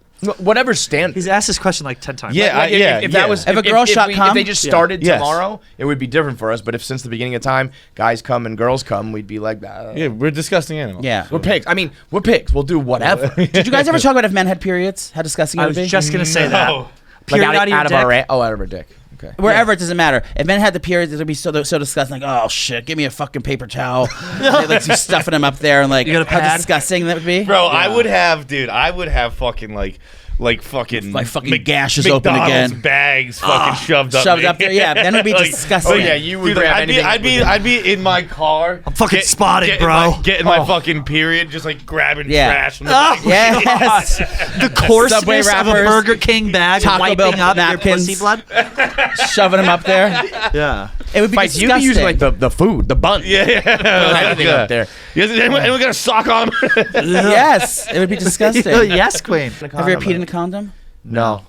But I know. Have you done it like I know guys who have done it like they're blacked out. They like stumbled to the bathroom, didn't realize they left. No, the I did that on condom purpose to see how before it popped. How long was it? Big or small? Yeah, it got. It didn't pop. It just flew off. It was in the shower. Did it get to become like a grapefruit? Or it just went off that way? Grapefruit. Yeah. Imagine Joey just alone in the shower. Let me do an experiment. Puts that thing on. That's we experimented with condoms a lot. I feel like when we were like straight guys, do gay guys do that? Yeah. You guys don't use condoms. Well, we experiment. We take them out of the garbage and eat them. Please, Kevin, have you heard of the AIDS epidemic? Yeah. You guys were like, nah, I'd rather die. I'd rather get my nuts off and die. That was I cannot believe your mother's on this episode. I've been thinking about that a little bit. We might have to swap some fucking. This might air Thursday. Yeah, we might be doing 2 podcasts today. I think this one might be airing Thursday. Yeah, that's fair. In that case, now I'm gonna say something. Let's go on, dude. I feel like I've jerked off in more condoms than I've had sex with condoms. Yeah, it's kinky. Yeah, that's a great. It's a low number either way. You can sell those on the internet. No, because I've drained them out. Yeah. Wait, did you have have you ever had a girlfriend that you had regular condom sex with? Maybe my first girlfriend. I had like a couple year girlfriend. A girlfriend for 2 years in high school. That's when I used to use those dry ones because I was petrified. Yeah. I used to use the red Trojan condom box. That Why? Was no lube, like extra thick. It was like because I was just so terrified. I was like when I saw like extra thin, I was like that sounds fucking dangerous to me. Like. Yeah. And I don't think I realized that you need to like break the condom. Like I was thinking they could like get through. Whatever it was, I used to use like fucking balloons on my dick. Oh my God. So there was a decent amount of but I was so young that I was still like getting off because it was like this still feels good, you know what I mean? Yeah. But For sure. Yeah, totally cool. Talking. I used to fucking just keep Nana's gonna make herself a little more comfortable.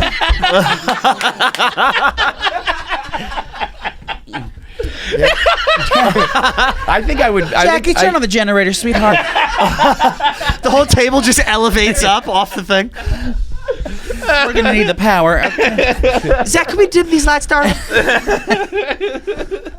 You were saying, dear? I don't even know what I was saying. I think I used to wear the condom and pull out. I was like so terrified. I did that for sure. I was like a 15-year-old kid being like, I'm gonna get this bitch pregnant. And you follow the instructions on how to close the condom up after and dispose of it, right? You're supposed to tie the knot, put it back in the thing. I didn't care much about the takeoff. I cared about the pinch and roll to get it on. And pouring the hot sauce in there. You put the hot sauce in so knock it up. And then we just started doing anal. And I was like, well, this is good because we don't have to worry about this. And that's nobody's getting pregnant in that butt. And the rest was history. That's their herstory, if you will. Yeah, like my buddies will always make fun of me where they'll tell like a story about something they were doing like when they were like 15 years old. It's just like a normal, 15-year-old kid thing to do. And they'd be like, well, while Clancy was doing anal with his fucking girlfriend. I had a friend that probably fucked me up good. I had a doing friend that who he too early. didn't believe was having sex, so he fucked his girlfriend in the ass. We were like 14, and took a picture with a disposable camera, and had What, developed at CVS? CVS, and came and showed everyone Pimp shit. his little 15-year-old dick Yeah, look in at his this. girlfriend's ass. Is that illegal? butt It's probably fucking. illegal. It's probably That illegal. sounds Super illegal. It was definitely illegal now, but the cyber laws and porn laws hadn't caught up to the times yet. Yeah, no way. You But can do back whatever then, you want dude, back I was then. flashing 15-year-old dick all the time. with pictures? Pictures, yeah. Digital? No, yeah. I had a Oh, we didn't have digital cameras then. I had a Kyocera flip phone, but it didn't flip. It span like Yeah. this. And Span? Yeah, like it would like. I know, but spin. that's not the word. It's spin. Span. It's span. It's fun. Spun. Spun. It's spinny. It's spun. No, but I understand. But it was yeah, like, that keyhole one. and right? I was like trying to fucking. I don't know. I had a picture of my dick on my phone when I was. Yo, like, 15, shout out to and I would just NSYNC. anyone would like did a little sexting, be like, here you go. Remember when their song "Digital Get Down" was like back at that Digital time? Get That was like they Down. were talking about like taking pictures and sexting and shit. Before. Really? Wow, I know Oh, I that never song. heard That's that what too. "Digital Yeah. Get Down" is all about. It's about like taking pictures of you. But cyber and sex? sexting, yeah. Fuck yeah. Yeah. Dude, that shit's That was fucking- remember cyber that's cafes? the balls. Yeah, what'd you guys do? Do you want to go to Cyber Cafe? What did you guys do in a cyber cafe? We never made it to the cafe. We just fucked right before we got there. Well, you ever throw your legs over your head and try to come on your own face, Trish? I've thought about it, but I'm like, those lanky once I fucking start things. jerking off, I'll think about it. I'll think even recently. I've thought about it, but I just can't. It's too much. The Wait. I mean, clear like. And now Joseph. Oh, please. I have. I mean, you can come on yourself like straight up, but have you done the legs? She's a heavy shooter. No, I mean, again, you oh got yeah, those big yeah. legs and shit. Yeah, that like you have to go against the back wall though. You know, you against put the back your put your lower back against the wall on your bed. Yeah, I got it. He's Like, put your butt where your pillow goes. Put your butt where your pillow goes. on the back. Of the, Put your butt where your pillow goes. Your legs up. Yeah, okay, got it. Yeah. And Would you hoist mind- yourself up? Pop up here and show us how it's done. No, I'll break a hip. I've almost done it accidentally, where like you've had. I could probably get We've my said legs this up. before. where you're like you'll be jerking off in the dark at night, and you'll just hear it hit the pillow. And you're like, Jesus, that Mind was if I fucking- try to get my backed head? up. I'm gonna see if I can get my legs up. Yeah, go ahead, pop on up there, baby. Holy You macaroni. see if I can get her done here. Now I'm 6'5". I mean, remember, folks, this is a whole lot of Now, there whole will lot of be an gay coming aroma. up. I'm very flexible, John. Move that black foot. If I'm gonna get hard, I need this here in my mouth. Yep. I think I can do it. You're assisting me? Yeah, just like that? Yeah. Yeah, for sure. But if you didn't hold onto your foot, would you be able to do it? Yeah, I could do it. You could say that. You gotta put it I'm against afraid the I would wall. lose. I would lose hardness though. Yeah. In that position. Right. That I seems. pass Yeah, out. all the blood's going to the head there. Yeah, yeah. You talk about embarrassing. Somebody walks into you, passed out, your legs over your head, cum on your face, and you're just like, they're turning blue. What happened here? You guys instinctually grab my legs. And pull them back. It's like, whoa. I was checking out your Wikipedia and I read What? Yeah, do my research, dude. We're like journalists, dude. Yeah. What's the deal with Tommy Hilfiger offering you a job? Oh man, I just talked to him like it seems like I just talked to him, but it was like last summer. But yeah, his son, young, right? His son, Rich Hilfiger. Yeah, I used to sell T-shirts on the corners, and his son, Rich, bought some from me. He was like, "Man, my dad loves art and shit. He'll love this." And then and I was like, "Yeah, whatever." And then he brought his dad down. And like I met his father, and he was like, "Hey, you want to come to the house?" And I went to his house, and they just got this big ass house in Connecticut somewhere, and it was like, How old are you at this point? I don't know, probably like 21 Oh, it's or 2. And you're doing like airbrush, like art on the Yeah, shirts? I was just like drawing pictures and printing them on T-shirts Right, and right. shit. And I went to his house, and it was really nice. I bet, It was a dude. really nice house. That's all I could remember was I'd never seen a nice house before. You know what I mean? Like I knew white people were doing well. But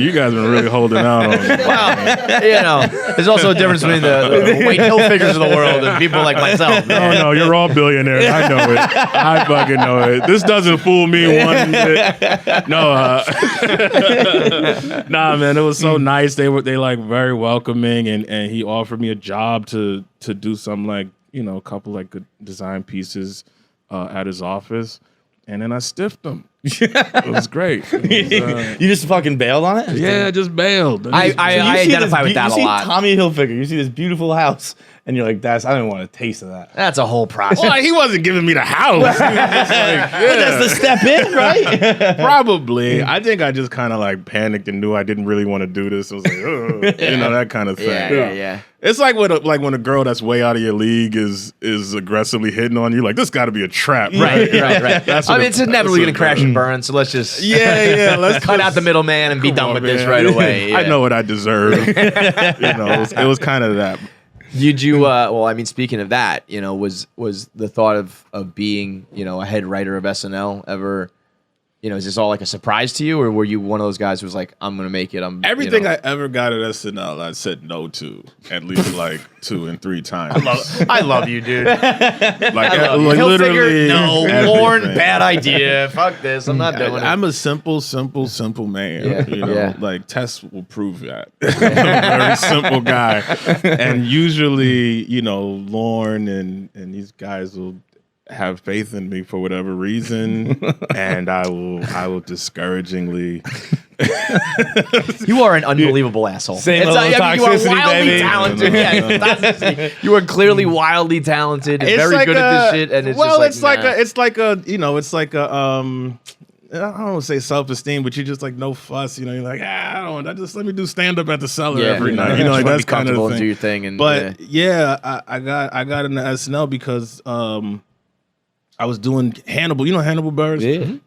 He used to have this awesome show Sunday nights at Knitting Factory. Man, it was like one of my favorite things to do. It's a great spot too. Knitting Factory is awesome. And I saw the Roots there. It was one of the most unbelievable experiences. I think that's where I met the Roots. Really? Yeah. I think I met Questlove's drumstick. People would drop in like all the time. Yeah. I saw Robin Williams there. Like wow. just like the crazy. Yeah, it was like because it's a little like hole in the wall sort of spot. Yeah, it's like it's known, but it's not one of the big. It's Brooklyn, spots. but it's like it's exactly what you'd want from like a Brooklyn venue, right? And Jost was there. He was head writer at the time with Seth. And he was doing a spot, and I had like a good set. And he was like, "Hey man, we're looking for like new writers. We're doing like this thing where you could come in for 2 weeks and kind of be a guest writer for the season." And I was like, "Yeah, all right, whatever." Like I don't know. I'll get bagels. I had no idea that they actually wanted me to write. So I wrote like a couple sketches, and they asked me to finish out the season. And what age is this? This was This was like 2013, I believe, and I've been there ever since. Wild. Yeah. Wild, but it was man. just like a thing. Like I never wrote sketches before. It wasn't something that I was planning on doing. Right. I just stand kind up. of. Yeah. But that's like the beauty of stand up. Most thing and kind of the beauty of New York is if you work enough, people will find you. Like a lot of the people on the show that have a stand up background probably have a similar story.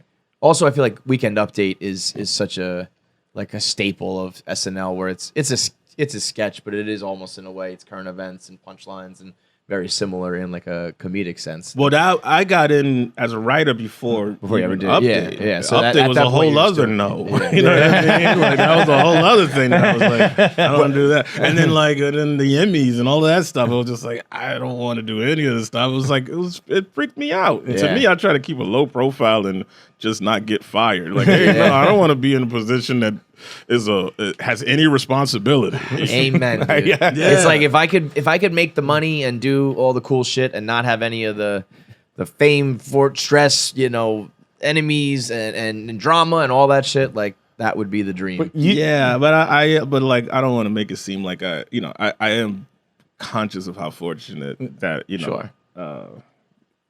getting those opportunities are.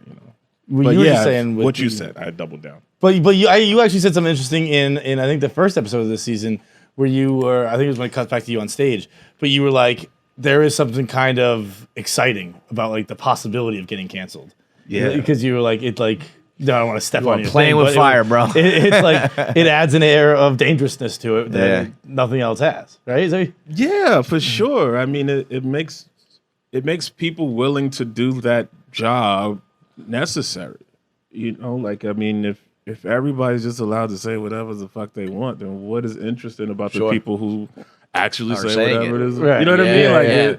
yeah, There's everything works in contrast and in context. So, but me, I like that people are freaking out about cancel culture because I'm not. So that means I'm necessary. You know what I mean? Somebody's got to call that baby ugly. Might as well be me, damn it. It's a dirty job. Somebody's got to do it. It is the universe. Like I figured it out. Oh yeah. Like I can't explain it right now, but just well then what good is it? I just want what you do we guys do? to know. What do we a contribution, I Jackie. know. You There know wasn't, what? there wasn't I'm much. I don't mean to interrupt you. What is this about? Are we just doing slices of ham in a bag? All right. I knew this was gonna come up. You think? You think it was gonna come up? We're mid-philosophical conversation. Jackie's about to tell us the secrets of the universe, and you pull out a rogue bag of what appears to be smoked ham? I'm hungry. Is that honey ham? Yeah, you want a piece? No. Decidedly not. All right. Yeah, I'll take a slice. Oh. And this is why I actually believe John. Oh, he lost a slice. He's gonna eat it anyway. I was gonna say, what do you mean I lost a Oh, slice? no. Slice, no. Bro, don't do that. Oh my god! Eating a wet slice of rogue bag ham off the ground of a car? Here's the deal, too. It's not even like a fucking Ziploc bag. Yeah, It's it's just just a a bag. bag. Of ham and Like, I'm a firm believer in the 5-second rule, and 5 seconds really means more like forever, really. But not when it's the floor that we put our wet feet on. Yep. And it's a wet food, so it... I dropped a slice of pizza on my kitchen floor the other day, face down.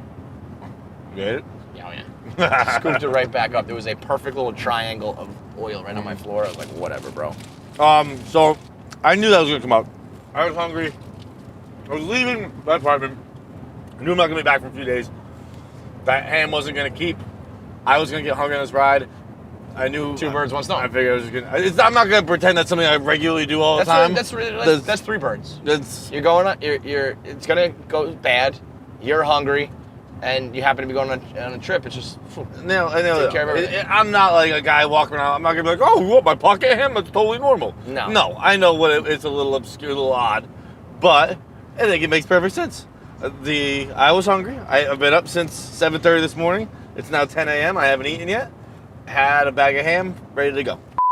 Yeah. But I do also think that every job has its own like burdens. Where it's like I used to love being able to go to work hungover and just fucking stare at a screen and be like, I'm not doing anything today. Whereas this is like, you do that, you lose your audience. I was the king of skating by. Yeah. Like I was so good at that. Yep. I worked at a law firm, and this is one of my jobs before I moved to New York because I needed to save up money.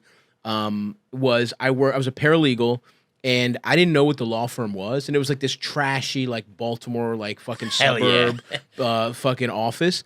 And I realized pretty quickly that it was a foreclosure law firm, and they were taking people's houses. And I was like, well, I don't want to be a part of this. Like, this is after the housing crisis, which is like people were tricked into selling. I did. I was working directly with yeah. collateralized loans and all that shit. Yeah, I was like 6 months into working, I've seen on CNBC like collateralized debt is the problem. I was like, oh, fuck. Yeah. That's Yikes. what I do. Yeah. And I do poorly. No, that checks out. Big time. Big time. I got there and I was like, well, I don't want to fucking work for these people. And I was like, well, I'll just like stop working and like I'm sure they'll fire me in like 3 or 4 weeks, whatever, by the time they figure it out.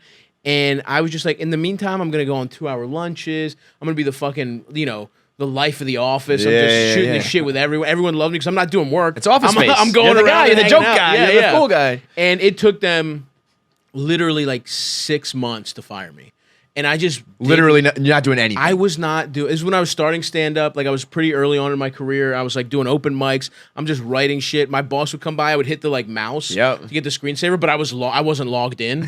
So it would just be like, my boss come in. It would just be like the login screen. Like I was literally playing like on my cell phone. I didn't have an office. I had cubicles out in the open. It was so completely disrespectful. I was begging to get fired, and they just wouldn't do it. And honestly, there is part of me that's like, it would be fun to see what scams I'd be capable of. Oh yeah, if I do feel shit like didn't work. I scare myself sometimes with just like casual lying and the ability to like because I am lazy. Deceive and it's like like that's when you really put your laziness to the test. You know what I realized is like especially if you work for a bigger place, they gotta have all their ducks in a row before they fire That's somebody. what happened. So I did the same thing. I was begging them to fire me. They were like, "Hey, how about we transfer you to another department where you'll thrive better?" And I was like, "No," because I had Barstool kind of lined up. And they're like, "What do you mean no?" And I was like, "I'm good." And they're like, "That means we're gonna fire you." I was like, But then I started thinking about all of the people who got fired before me. And I was like, boy, you guys must have really sucked. Well, but because they're trying to fire me and they can't. Yeah. And you got the boot immediately. Well, it's because like there's a certain kind of like what does not get like someone working too hard is a bigger mistake than someone not working hard enough in a corporate environment. Nobody respects you. Everybody takes advantage of you. And the bosses are worried you're going to make them look bad. And the people that you're like, well, their boss will see. Their boss doesn't give a fuck. Their boss is trying to figure out how to fucking embezzle money. Yeah. They don't fucking rich care. guy shit. Which literally happened at that law firm, by the way. I think one of the partners literally blew his brains out because they got caught. They got caught just stealing from the firm. It was such a fucking mess. Dude, that what place. a lame way to kill yourself. Like blowing your brain out? No, because of it's like embezzlement? you got caught stealing from a firm. Like, was it a major firm? No, I don't know. I mean, Yeah, I'm dude. sure. I feel like he was probably these guys. Like I said, these guys were fucking. They're just like it was a joke of a. They didn't even know how to be white collar criminal. Like you're not even going to real jail, dude. Right? I was No, gonna say, like you're not. Go hang out for a couple months and come home. Go kill yourself. Yeah. Christ almighty. But anyway, yeah, it was just like that was a fucking. That was a hilarious time in my life. I did love, and that's the other thing is like when, and then I'm sure when like starting Barstool and all this shit was your passion. It's like that's an exciting time. Right? Like that's how I felt too at that time. That's It's the worst thing about it is that like I know for a fact. That is probably what if we want to unpack more stuff. Depression. Yeah, I love it. Like I'll never be as happy as I was. That you're chasing the high. You're chasing the dragon. I think it was $500 a month when we started. Like I love it. Was fucking and at the time. I was happy, but I wasn't. You didn't realize. You never know during the good times after the good times. Yeah. I mean, that's the same way. Like my last year in Baltimore was probably the happiest year of my life so far because it was like, I was like, you're the best comic in a small city. Yeah. You know what I mean? Big fish, small pond. Awesome. Big fish, small pond. It was the first time in my life I was getting pussy because I believed in myself. You know what I mean? Yeah. Like, I had a college girlfriend, and that's the only person I'd fucked. And then I live in Baltimore, and then I'm just going hard. Working, saving up, living at home, and then I move in with my buddies, and it's like I'm finally getting sucked off. You know what I mean? and it's like from your buddies. They were yeah. We were just like it was such a bro household. It was fucking.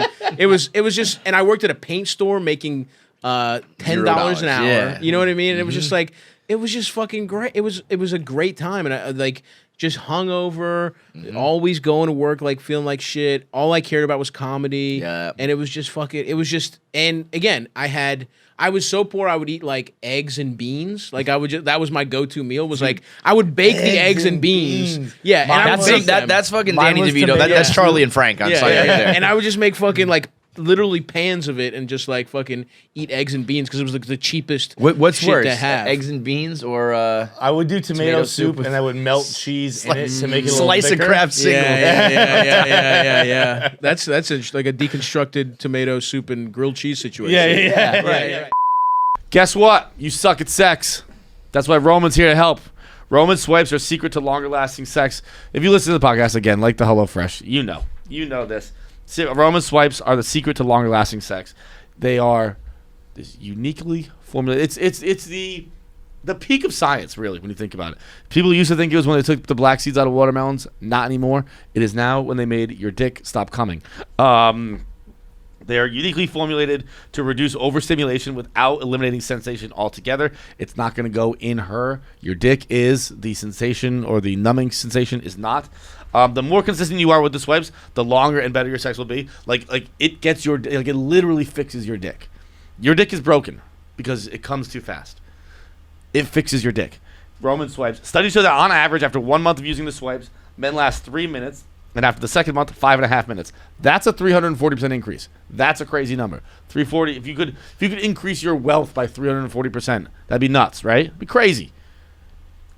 You can't do that. I don't know how to do that. But I do know how to do your dick. that one I can make better.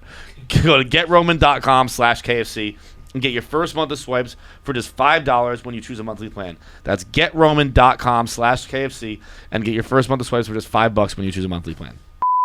I remember there's an article in GQ where Brad Pitt described himself as a gazelle, and he said, and they asked him, they said, how many other gazelles? Because he's like, we're in the open plains and lions are watching us. It was something over the top, and then they were like, how many gazelles are there in Hollywood? And he's like, there are like maybe 5 of us, which is crazy. And it's probably a little low, seeing as what you just listed. They're all gazelles, but he's one of he's you on have that to list. be. That's how he described that level of fame. Yeah. I'm a gazelle. I'm a gazelle, which was so cocky. That's pretty tight. It was so, and then to be like, they asked him, and he kind of pauses, and it's like there's 5.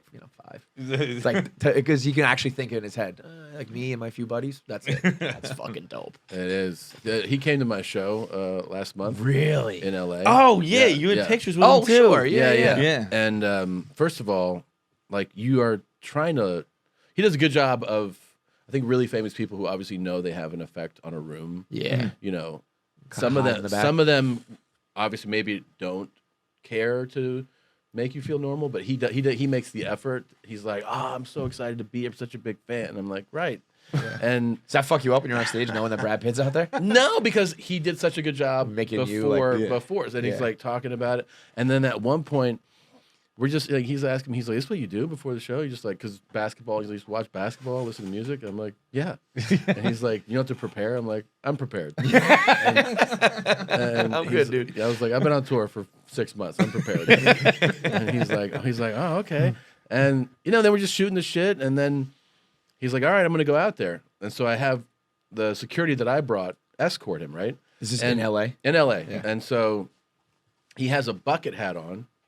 And his hair is up in it, right? And so you see that, and then I go, yeah, man. I go, can you go anywhere? And he goes, check this out. And he reaches in, and he has like an oversized mask. So he puts it on. The whole thing.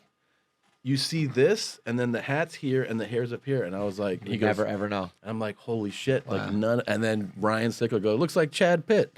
And, yeah, I mean the mask shit for them must have been the best thing that's ever happened. This dude, he sat through the whole show. Nobody knew. Nobody knew. After the show, he comes back, super gracious, hangs out a little bit, and then he goes, "We're going to another show. We're going to go to see some music thing." And I was like, cool. And I was like, oh yeah, he can do this now. Yeah. Like, and especially right now. He wants this shit to keep going. I feel like you'll be able to do that forever. Because I don't think anyone's gonna think it's like there will always be someone who's in a mask. Yeah, like, it won't be just be Japanese people. It'll be like somebody will always be like, it'll be like it won't be like it'll be like 7 years from now. You'll be like, you can really knock it off, man. But there'll always be people One that are person, like, yeah. Was he solo? No. But he, it is wild. I think to be around someone, and I did think during that Oscar shit, I was like, oh yeah, he could be somebody. If they were like, leave, he'd be like, no. I'm gonna eat pizza here. Right. Yeah. I can take my dick out Domino's right is now. on the way. Yeah. Like, they bring you fucking bring anyone. And then also, can you imagine also the people who they send to ask you to leave at that are so intimidated. Yeah. I'm sure they're like, could you please maybe consider? I asked Leonardo DiCaprio to leave. Yeah. And he was like, he yourself. shrugged. Yeah. And then I bet you certain guys who wouldn't even like acknowledge. Yeah, I was it. gonna say, They what would do you just be do? like, He pretended he "Who is couldn't this hear person me. you're I was talking yelling to?" in his face. Yeah. Like, Yeah. You have to send like The Rock to be like, look, I'll pick you up. Some guy who doesn't give a fuck You about are. you. I will physically remove you from here because no one else can. I know it's a beautiful thing to see. Yeah. I mean, I've had a couple security people we brought to shows, and like to see them like remove somebody physically that doesn't want to leave. It's Great. It's great. Yeah. Maybe like the first real like Feitelberg story that like took off is the E.Coli Christmas. which is so crazy that people are like, there's no way this is real. This couldn't have happened. I think we need to call John in. Yeah. You need some backup? Not so much backup. I think he needs to have this conversation. Oh, it's very real. Your unlicensed sister must drive you to CVS to get the worst medicine for you at this time for your condition, but we think it's right. What was it? Pepto-Bismol. I guess for just some your belly reason hurts, that so here you go. worked. And that's the last thing you should do for E. coli? Right? Apparently. You're like, what did you give him? Wait, no, that's a different Christmas. You were a young boy for E. coli. that was my appendectomy. That's right. I've been to the hospital twice on Christmas. Well, I think there's like a running theme of when you had your broken ankle or wrist or something.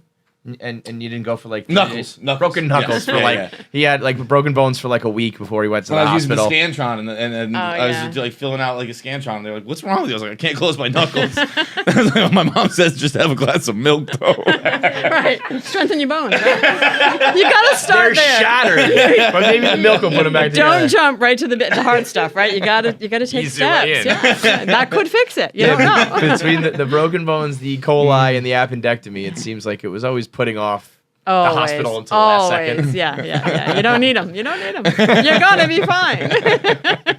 So E. coli Christmas was as like just nobody wanted to stay with him. Well, truth be told, I knew it was bad meat when I cooked it. But I didn't have anything else. Which is another thing I would have said in the past, like, how could she do that? And now I'm smelling the milk like ants. You're right. You shake it, and that dissipates a little bit. Like, it's not sour anymore. I do it every day. Was he always this way? He pukes like 5 times a week. Was he always this way? What's wrong with you? Every time we bring up anything, sour milk. He pukes like twice a week at work. Well, actually, that's interesting too, because Hannah's bedroom was next to his, and she's like, "Ma, he makes some weird noises." well, there's the normal. There's the normal. I don't know when it started, but now obviously with a few miles on the car, every time you get up, it's like. Groaning and all that. But every time anybody brings up anything sour remotely milk, gross, maybe. I feel like it has gotten worse over the years. That could be deep. Yeah, maybe that's what it is. Maybe. Bad meat, sour milk. Well, I remember so when you cooked the bad meat. I remember that very I could cook it out. That makes sense. Get it hot, it boils out all the stuff, whatever. One of the doctors being like, when they're trying to figure out what was wrong with me, and they were like, "Now, like, is there any chance you could have eaten some rotten meat?" And I was like, "No." And in the middle of me saying no, you go, "Yeah." Oh yeah, absolutely. It's not even a chance; it's 100% confirmed. Yes, I know. But they all ate it. So where's the weak link again? Pussy. Everybody drank the same milk and had the same beef. I skipped the occasional meal, but. Hey mom, how come you're not having any? Just finish your plate. Yeah. Not enough. Not enough. Chef's prerogative. All right, so he's sick. You take him to the hospital, and it's Christmas like Eve or when Christmas Eve, I think. Day. No. Eve day, right? Even today. Well, that one might have been a little earlier. The appendectomy was definitely Christmas Eve day. I feel like the E. coli might have been like 2 days earlier, and I stayed through. I forget exactly. But he's forgetting one other Christmas hospital that he was too young to know that he didn't. What's that one? So my mom and both John's grandmothers, between the two of them, had 13 kids, right? So my mom had 7, John's mom had 6, and one Christmas, John's on the couch, like as white as this. And this me or you, and you're young. Because it's probably just you and Hannah. So you're probably 3, 4. And you know, like when they can't breathe and their bellies are going in like really deep, and you're like, God, it's like getting thin right before my eyes. He's wasting away. I don't know this at all. Okay, all right. So bad shallow breathing. So both grandmothers, right, who say, "Hey, we've got 13 kids experience between us. What's going on with John?" I'm like, "Oh, he's fine." I'm like, no, he's not fine. He's not breathing right. I'm like, "What do you mean he's not breathing right?" And I'll never forget it. They like lie you on the couch, and they look both of them like, Again, 13 kids. We've never seen this, and I don't even remember who suggested it. Do you want to call the pediatrician? Like. You should. It's Christmas. Who's working on can't Christmas? possibly bother them. Oh my God. So we did, and we went through the whole thing, and did the hot shower, get the air, open up his airways. Yeah. And he had asthma, but asthma. It wasn't horrible, but it was bad. But you couldn't an breathe. asthma attack for a 3-year-old. Yeah, is you literally not couldn't great. breathe. I'm like, no, he's fine. We're having Christmas. Like, this is A fun. present will fix it. Yeah. Give him He's not another even adding into toy. the conversation. Leave him And it alone. was so funny because he doesn't even want his presents. He doesn't want any cake. He doesn't want anything. I'm like, that's John. And honestly, if you had told me that, I'd be like, yeah, checks out. Yeah, Checks out. Not that he's slowly losing oxygen. The brain is shutting down. So we've had asthma attack, appendectomy, E.Coli, and those are 3 Christmases. Those are 3 Christmases. Yeah. 3 Christmases. That should be the title of the and movie. so I'm kind of liking this. See, it's fun. You get going. But to answer the question, I completely agree with you. I don't know when my phone's gonna die. I do shout out Blackberries. Blackberries, even if your phone died, the alarm would go off. Yeah. It would like save some battery for that. iPhones do not do that. No. They tell you go fuck yourself. I accidentally you shut off the sound on your phone. I don't think I've ever had sound on my phone. If you have sound on your phone, you're No. I mean like on an alarm. So when you go to pause it, you accidentally hit the sound down arrow, and then you just mute your phone, so then no alarm goes off. Oh, I didn't know that. Yeah, I've had that happen. That happens if you hit the down thing? Yeah. So I just grab it and I hit a. that? Yeah. That was a text message. But yeah, I've had that happen where like when I was a cook, I slept through my 6 a.m. fucking like time I was supposed to be at work so many times. It got to a point they would just send people to my house. They would be like, "Hey, really? Come on in." Oh yeah, it was bad. That's crazy. Were you like the best cook ever? Why did they just fire you? I was a pretty damn good cook. I had the psychopath work ethic that I do now, but as a cook, where I was like, I'm gonna be the best at this. It was fucking weird. It's a good work ethic to have. Yeah, but it's all right. Where were you cook? Mickey's in Iowa City. Can't believe Mickey's wasn't like, we're just gonna find a new guy to make the cheeseburger.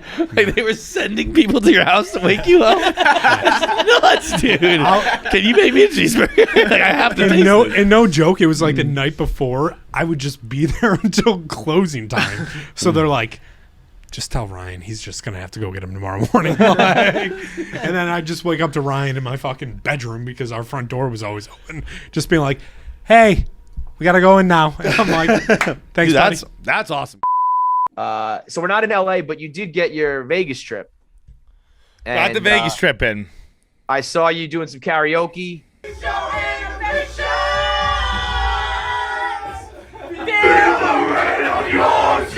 No one else can feel it for you. Only you can live it. No one else. I saw you in the club. I was like, oh man, this boy's gonna have some heartburn. This boy's body's gonna be hurting. I was getting hungover just looking at you. You said you still got it, but I'm like, I don't know if you still got it, dude. Bro, as long as people are offering you cocaine, you've still got it. Still got it. That's if a guy sees me strolling through the fucking club at the MGM and casino, and he wishes my ear, and it was so cool how he did it. He says, party. I was like, that is one of the best. Like you buy in, you hold in, you got party. Yeah. Party, dude. And then the second one here. Actually, what I'm gonna do, because I don't want to pretend to tell the story, because we act like you haven't read it, and I haven't told it for the first time. So I'm just gonna read the audio. Like I'll do an audio book. We'll put some music behind it. Storybook time. It's storytelling time for. You know what? This is one thing I learned. KFC Radio edition. Go ahead. Yeah. All right. Excuse me. It's called "I've Still Got It" by Feitelberg. I've never felt older than I did this weekend. I'm 33. It's an age where old people will roll their eyes at you when you say you're old, but young people absolutely do not claim you. I guess you could say that about any age, but 33 is the age I am, and I'm the one talking, so everything's about me. The point is that I don't feel like a kid anymore, and it's never been more clear than it was the last few days. Kevin, by the way, chime in whenever you'd like, please. It's an audiobook / discussion. Go ahead. Starting on Wednesday morning, I was doing things that were very out of sorts for me. For starters, I made an 8 a.m. flight out of JFK. That meant that I had to be up at 5:30. And guess what? I didn't even need an alarm clock because I had pizza for dinner the night before, and that gave me such horrible heartburn that I woke up at 3 a.m. and just stayed awake reading until my flight to Vegas. Reading. Then I brought that book on the plane and read it there too. You bringing the book on the plane. I vividly remember last time we were on a plane and I had the book and I got made the fuck fun of. And no, you weren't on the plane. We were on the plane. You were at the pool. Yeah. Look, Yeah. Well, whatever, dude. Now you're the book guy. Fuck you. What did I do my first night in Vegas? Went to see a show. That's how people with kids talk to their friends about Vegas in the 90s in order to hide their gambling problem. Oh, no. It's not just casinos anymore. The food is spectacular. The show's to die for. It's a whole experience. Well, I really went to see a show. I saw Cirque du Soleil's O at the Bellagio, and I fell asleep during a live performance where people were lit on fire because I was exhausted from traveling. Were you which I didn't even realize was a thing. Nah, I was with my parents. Okay, I was gonna say if you're doing solo shows in Vegas, you gotta be fucking. Nah, that's crazy. That's crazy old time. people shit. Bro, That's not even old people. That's crazy. I was running like the fucking game too for like trying to stay awake. Like I got up at one point, went to the bathroom. It's an hour and a half show. Got up at one point, went to the bathroom, came back, started falling asleep again. Got up, went to go get some candy, was just fucking snorting Sour Patch Kids basically, trying to stay up, and it was not helping. I was out, bro. I was literally a man was set on fire and walked across the stage, and my mom had to wake me up for it. She's like, "Look at this. This is fucking crazy." Yo, coming out of a nap to that. It's like, what the fuck is going on? He was holding a folding chair also on fire, just walking around. It was nuts. Thursday brought a new hell. Athletics. I loved playing hockey, and I still do. But each time, the reminders that I've lost a step get less and less subtle. Stick handling gets a nanosecond slower, the strides get heavier, and every time someone goes to take a shot, instead of an instinct to block it, a full surgery and rehab flash before your eyes. Reaching over your stomach to tie your skates has become borderline impossible. After a game, you find bruises in places that you don't even remember getting hit. And your groin gets so tight that after one shift, it feels like a sneeze could rip you in half. And that's coming, by the way. I don't want to put this out there. You're playing too many sports. I am? You should stop. You're like one or two more Spittin' Chicklets events away from a surgery. I'm calling it now. You should stop now right while you're ahead. You will have shoulder surgery or groin surgery in the next like year or two. It's happening. That night after a nap, I went out to a Chicklets party at Red Tail in Resort World. All these capitalized words look like they're total nonsense. They really do. It's crazy. A Chicklets party at Red Tail in Resort World. Fuck off. I brought my parents. It was casual and we played Papa-Shot and chatted up some folks. When my parents called it a night, I got a text that my energy was needed in the karaoke room. I obliged and stormed in, singing a variety of my favorite songs. Jonas Brothers' I'm Hot, Taylor Swift, Our Song, and Natasha Bedingfield's Unwritten. All of which are 15 and 20 years old. I looked that up. Wait, it was disappointing. Was Chief there for Unwritten? He was. Yeah. Did you guys go bonkers for it? We were doing it together. What happened was, in the video, I'm doing obviously like a Screamo version. Yeah. It's because I'd smoked so many cigarettes that day and done 2 karaoke songs already that I didn't have a regular voice left. To scream or you couldn't hear it all, right? So I was going high, and then I would go low because those are the only 2 registers I could hit. It was not a artistic choice. It was the only way I could fucking sing. You gutted it out. It's your fluke. Yeah. I also think as long as you are still the phone call to like bring some energy to the karaoke room, you still got it. That's up there. Yeah, with that's a good point. That's a good point. No one's calling me that. All of which are 15 and 20 years old, and after I lost my voice on account of the karaoke, I Irish goodbye because my head hurt too badly from singing. My head hurt so bad that as I walked out, I saw one of the people here who work in sales, and they stopped me in the bar. So I'd Irish goodbye from the karaoke room, and they caught me in the bar still, and they were talking to me, and eventually she just goes, I'm going to let you go because you look like you're going to murder me for talking to you. Because my head hurt so bad. I was in so much pain. I was like, I just need to get the fuck out of here. I need like fresh air. I need something. Friday night, after playing blackjack with Riggs, Chief, Scotty Darling, and Chef Donnie, we went looking for the cashier to exchange chips. I hate this part of leaving a casino. The wandering, followed by the waiting in line after I've already made a decision that I want to leave, bothers me. And it's why I always make it a point to win no money and have none left. That way, when I want to go, I can just go. Next level thinking, really. We couldn't find the cashier anywhere when Donnie had the idea to ask this guy. He looks like he works here. And as my head turned to look at Donnie, I realized his arm was moments from grabbing Barry Melrose to ask him where the cashier was. Admittedly, an oversized black pinstripe suit and a red tie does scream pit boss, but young people now mistaking my broadcast icons for casino employees. That's a fair point, though. If there's someone who's going to look like a pit boss in Las Vegas, it's Barry Melrose. It's Melrose. Bro, I saw Melrose 3 separate times. Every single time. Was he at the Chicklets event, or he was just there for the No. I saw him in different casinos. This is 3 separate days. And he always looked like he just walked off set. He always had like one night he had an oversized gold jacket. That was at the Bellagio when I saw Then he had the pin. So I saw him twice at the Bellagio that night, and then once that was at Aria that night, with the thing. But then, after the casino, we went to Hakkasan for our Well Sandbag Championship celebration. We had tables and bottle service, and there was going to be a hot DJ group who I've kind of heard of playing. Now, to be fair here, no matter my age, this has never really been my scene, so I knew I wasn't going to last long. I popped in, spread my hellos around, and told a few jokes so people would remember seeing me, then reached in my bag for the Trusty Irish Goodbye around midnight and said goodbye. Not said goodbye. I don't know why I added that. It doesn't say that here. I didn't say goodbye. I Irish goodbye. As I attempted to sneak out, Dylan Larkin, who we'd walked into the club with, grabbed me and said, "Kyle, you leaving already?" And I, very self-conscious about not being able to hang anymore, lied and said that I needed to get someone in from the line at the front door. I lied to a person who doesn't even know my name in an attempt to cover my aging tracks. Old. To continue that story, one of the bouncers, or one of the club promoters, I guess, whatever, overheard me saying that.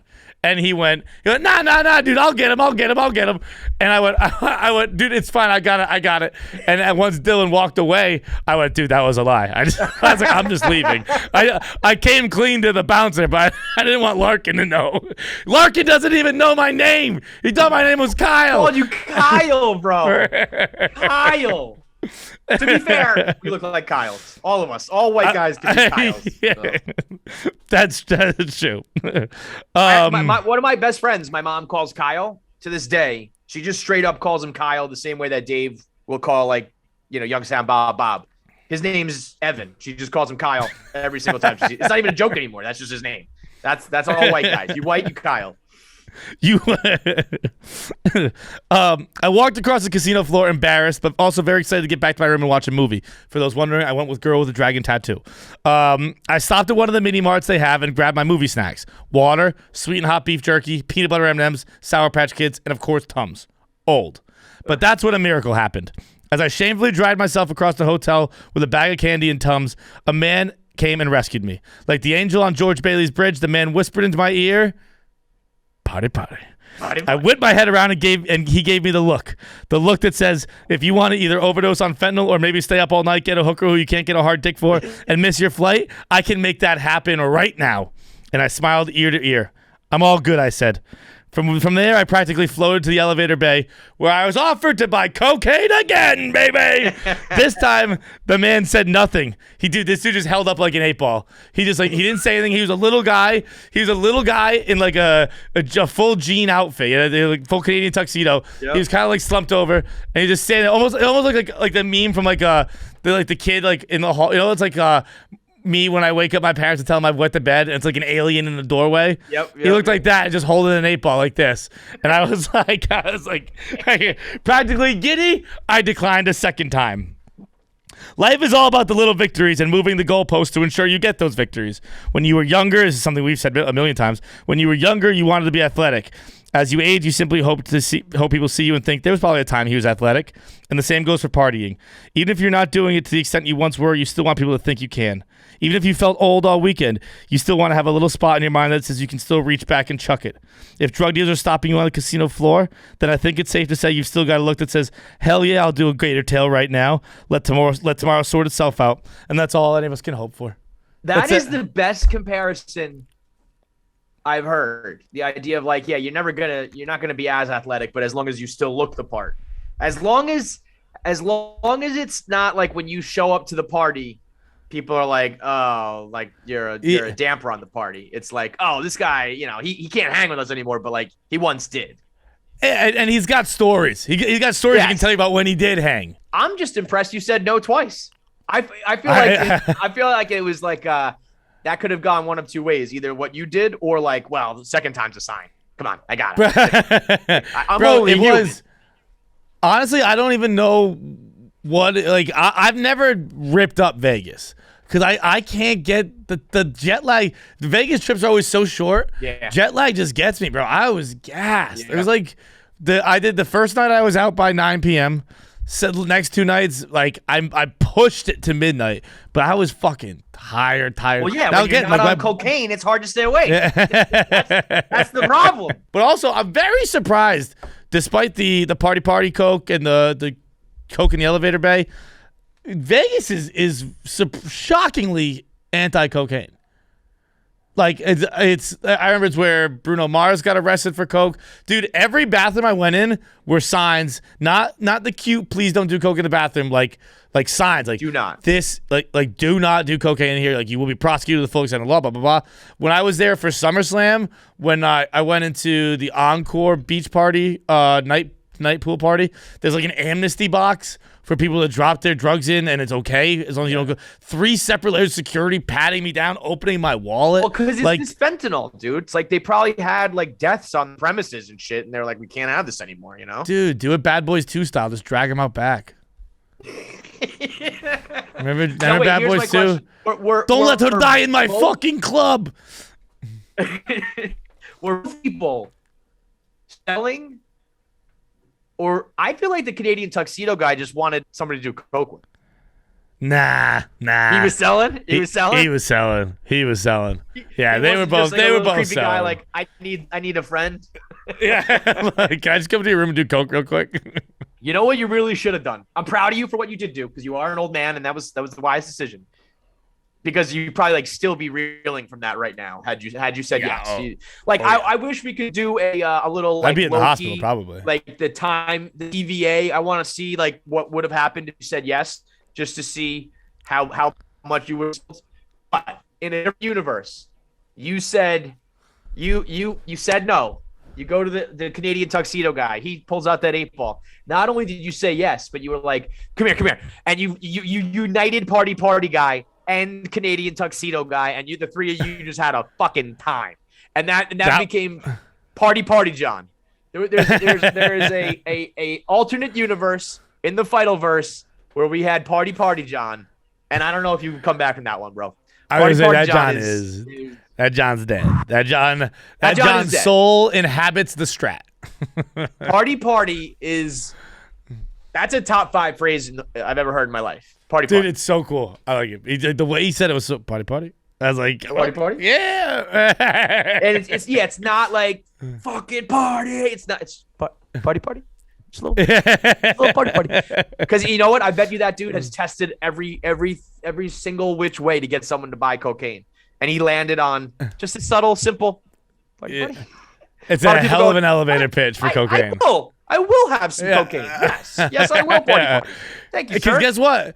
The double, if someone just goes party, you're like, huh? Maybe they mean drink. Maybe they mean go club. What do they mean?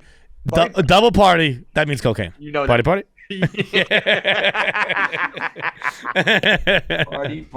I'm proud of you. It all started with like a Instagram Live with Dave, right? Yeah. Did you set that up, or did he set that up, or fans set that up, or what? We reached out to him because we saw a tweet that he put out just saying like, why are these wiggle dickers showing up on wiggle my dickers, feed? that's right. That's what he used to, that was like the token term. I mean, that's where we were like, we write blogs. We're not comedians, but we're like trying to be funny, and we're writing, and we're doing videos and real shit. And we were the wiggle dickers are like blowing up. It's like you ever watch like an old like journalism movie or something like that, and like there's the fucking fat drunk old guy who's like, this is how journalism's supposed to be Newspapers, done. Right? Like, you pound pavement, you knock on doors. Right. And like we were that of the internet. We're we were here when it first started. You don't just dance on a video. That's not how you get famous. And Apparently it is. And it's exactly how you do it. Man. It's exactly how it works. But now I am remembering Dave being like, I played sports when I was that age. Yeah. I didn't dance. I played sports. Yeah. And but he has. I'm way more athletic than Dave. There's like a 0% chance he's ever been more athletic than me in his entire life. Dude, he one moment, like ever. There couldn't I like broken ribs. But you gotta remember, he's 45. My bones and no, when he was 18 and I'm 18, I'm beating him in every sport. Okay. Not one sport he's beating me in. 2020, I'm beating him in every sport. Wow. What sport is he going to beat me in? I mean, I think he would argue baseball. Yeah. Okay. Actually, okay. Maybe he would take me in baseball. You don't play. You didn't play baseball, right? I did pretty fucking great in the All-Star game, but oh yeah, that's right. That's right. That's you were the Celebrity All-Star game, right? Yeah. I mean, that was softball, right? But whatever. 3 up, 3 down. No, I mean, Dave had a legit swing. Dave, I mean, as much as I hate his guts, he is like weirdly good at like all sorts of shit though. It's like, I don't know, like flip this bottle. I know, like he's better than you would expect for. Especially I could see baseball, but baseball isn't like, I'm gonna get hate for saying this, but I don't think baseball is really. You don't need to be super athletic to be good at baseball. No, you don't. Right? Like it's just. I mean, the more athletic you are, it's obviously good. But it is more of a talent and a skill and hand-eye coordination. 100%. And shit. These days, the players are definitely more athletic. Back in the day, when I was young, eating dogs and you could have Matt Stairs dropping a 500-foot bomb. The golden days, man. You missed out. It was great. Let me tell you, kid. Maybe I would have liked. But hockey. Yeah. Have you done a goalie challenge with him yet? I haven't. I mean, how the fuck has that not happened yet? Yeah, we should do that. You know why that hasn't happened? Because he knows I would absolutely. Because he's lost his fastball, and in this case, it's hockey. But I believe I still currently have the record for most goals against him in a goalie challenge. That video resurfaced recently. Yeah. Have you seen that? I haven't. Oh, we got to give you that footage to make sure you play on the show. Because the goalie challenge morphed into this thing where you have to stand stationary like 150 feet away from Dave in goal, and you can't work any angles. And yeah, he stops like 9 out of 10. He was just like it was like penalty shots, like you're just like a breakaway. We were on ice, and it was just like boom, boom, This boom, is like boom, this is like 10 years ago. And it was on ice. Yeah. I got to tell him first of all, we're still talking St. Patrick's Day. Yeah. I was in Newport this weekend for a friend's like surprise party. And then Newport St. Patrick's Day was this Saturday. So we went to a bar, and like sometimes it's not as popular as it used to be back in the day, but there used to be this thing, and this is honestly just a wholesome story that I like. Oh, good. We don't have enough of those on the show. Back in the day, used to be like you walk into a gas station, you give like $1, and you write your name on something, and they hang it up, and it's kind of like, you know what I'm saying? I mean, I know about hanging dollars. I don't think I ever hung one on. It's not an actual gas dollar. station. You buy something for charity kind of deal. Oh, I don't know this then. And yeah, you'll recognize it when I show it to you, like something like that. Like, and then they kind of hang that up. I'll be honest, I don't. Really? Yeah. They cut them into shapes, and they kind of, you know what I'm talking about, right? Does everyone else know what I'm talking about? No one else is listening. So you hang them up, right? So I went into a bar, and I haven't seen them in forever. But something that happened when I was younger was that my dad used to trying to convince us that his best friend growing up was a man named Woza Cardoza. And Cardoza's a very popular name. It's Portuguese in the Fall River area. There's also Marshmallow. Mello was another popular one. No. And wait, that's real or your dad?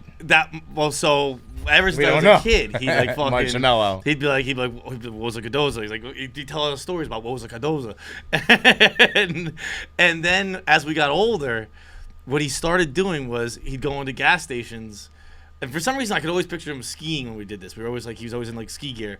But he'd go into the gas station and he'd buy one of those name things for like $5, and he'd sign it. What was a Cardoza? And he'd come running out to the car. Look, he'd be like, kids, Woza was just here, right? And this motherfucker made like a new Santa Claus, dude. And I I was like 8. I was like, God, we miss Woza. and then I'd be like 13, and I'd be like, wow, how are we always just missing Woza? And I was like 20, and I was like, Clark Kent and Superman are never in the same place at the same time. And I was like 20, and I was like, I don't know if Woza's real. So then I was at I was at a bar at the Newport St. Patrick's Day Parade this weekend, and they had those kind of things that you could buy. Did you do it, or was it already? I took a picture, and I texted it to That's awesome. To my dad and my siblings, and my sister just goes, "Don't even fucking start with this." like we used to like fight with my dad. Like, Woes is not real. Woes is not real. What do you mean Woes is not real? He's on the wall. I can tell you that if as a dad, if I get that fucking 30 years from now with a joke of mine and you send it back, I would be waterworks. I'd be like, this is amazing. Woza Cardoza. Woza was just here. Yeah. Oddly enough, he'd come out in like ski boots. He'd come running out because he can't really run in ski boots. He kind of hobbling like this. Like, kids, get out of there. Woza was just here. It's so funny how dumb kids are. And then when you learn something as a kid, you'll keep it through like 20 years old. You know what I mean? It's like, what? No, my dad told me about this forever. It's got to be real. My dad used to call my brother, not Cardoza. It was something similar though. He would call him, I don't know if this is a real place or a made-up place called Formosa. He would call him Brendoza from Formosa.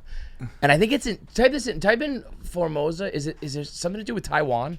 For some reason, I think my dad was making inappropriate jokes about Asians. And for some reason, Taiwan was involved. And he would say, Brendoza from Formosa, my Taiwanese baby boy. I would yell it out. My dad's always like doing these like voices and sing-song type shit. My Taiwanese baby boy. My brother, being like a little kid and not knowing what's going on, thought he was saying tied when he was a boy. And he like, for years, my brother thought he was like getting tied up and didn't know what the fuck was going on. And my dad just running around screaming Brendoza from Formosa. Maybe he's related to Woza Cardoza. Moses. When you said that, I was like, wait a second, what? Wow, that is like I'm thinking about that as like like I'm always saying Snoozy Susie to my kids. Yeah. Like if when they're like 30, they send me something about Snoozy Susie, I'd be like, make sure you subscribe to KFC Radio on YouTube to get all the video content. Subscribe, comment, like, and make sure you turn on the bell notifications so you know whenever new video content drops. I want to say something, but the video has to be faster. That's it.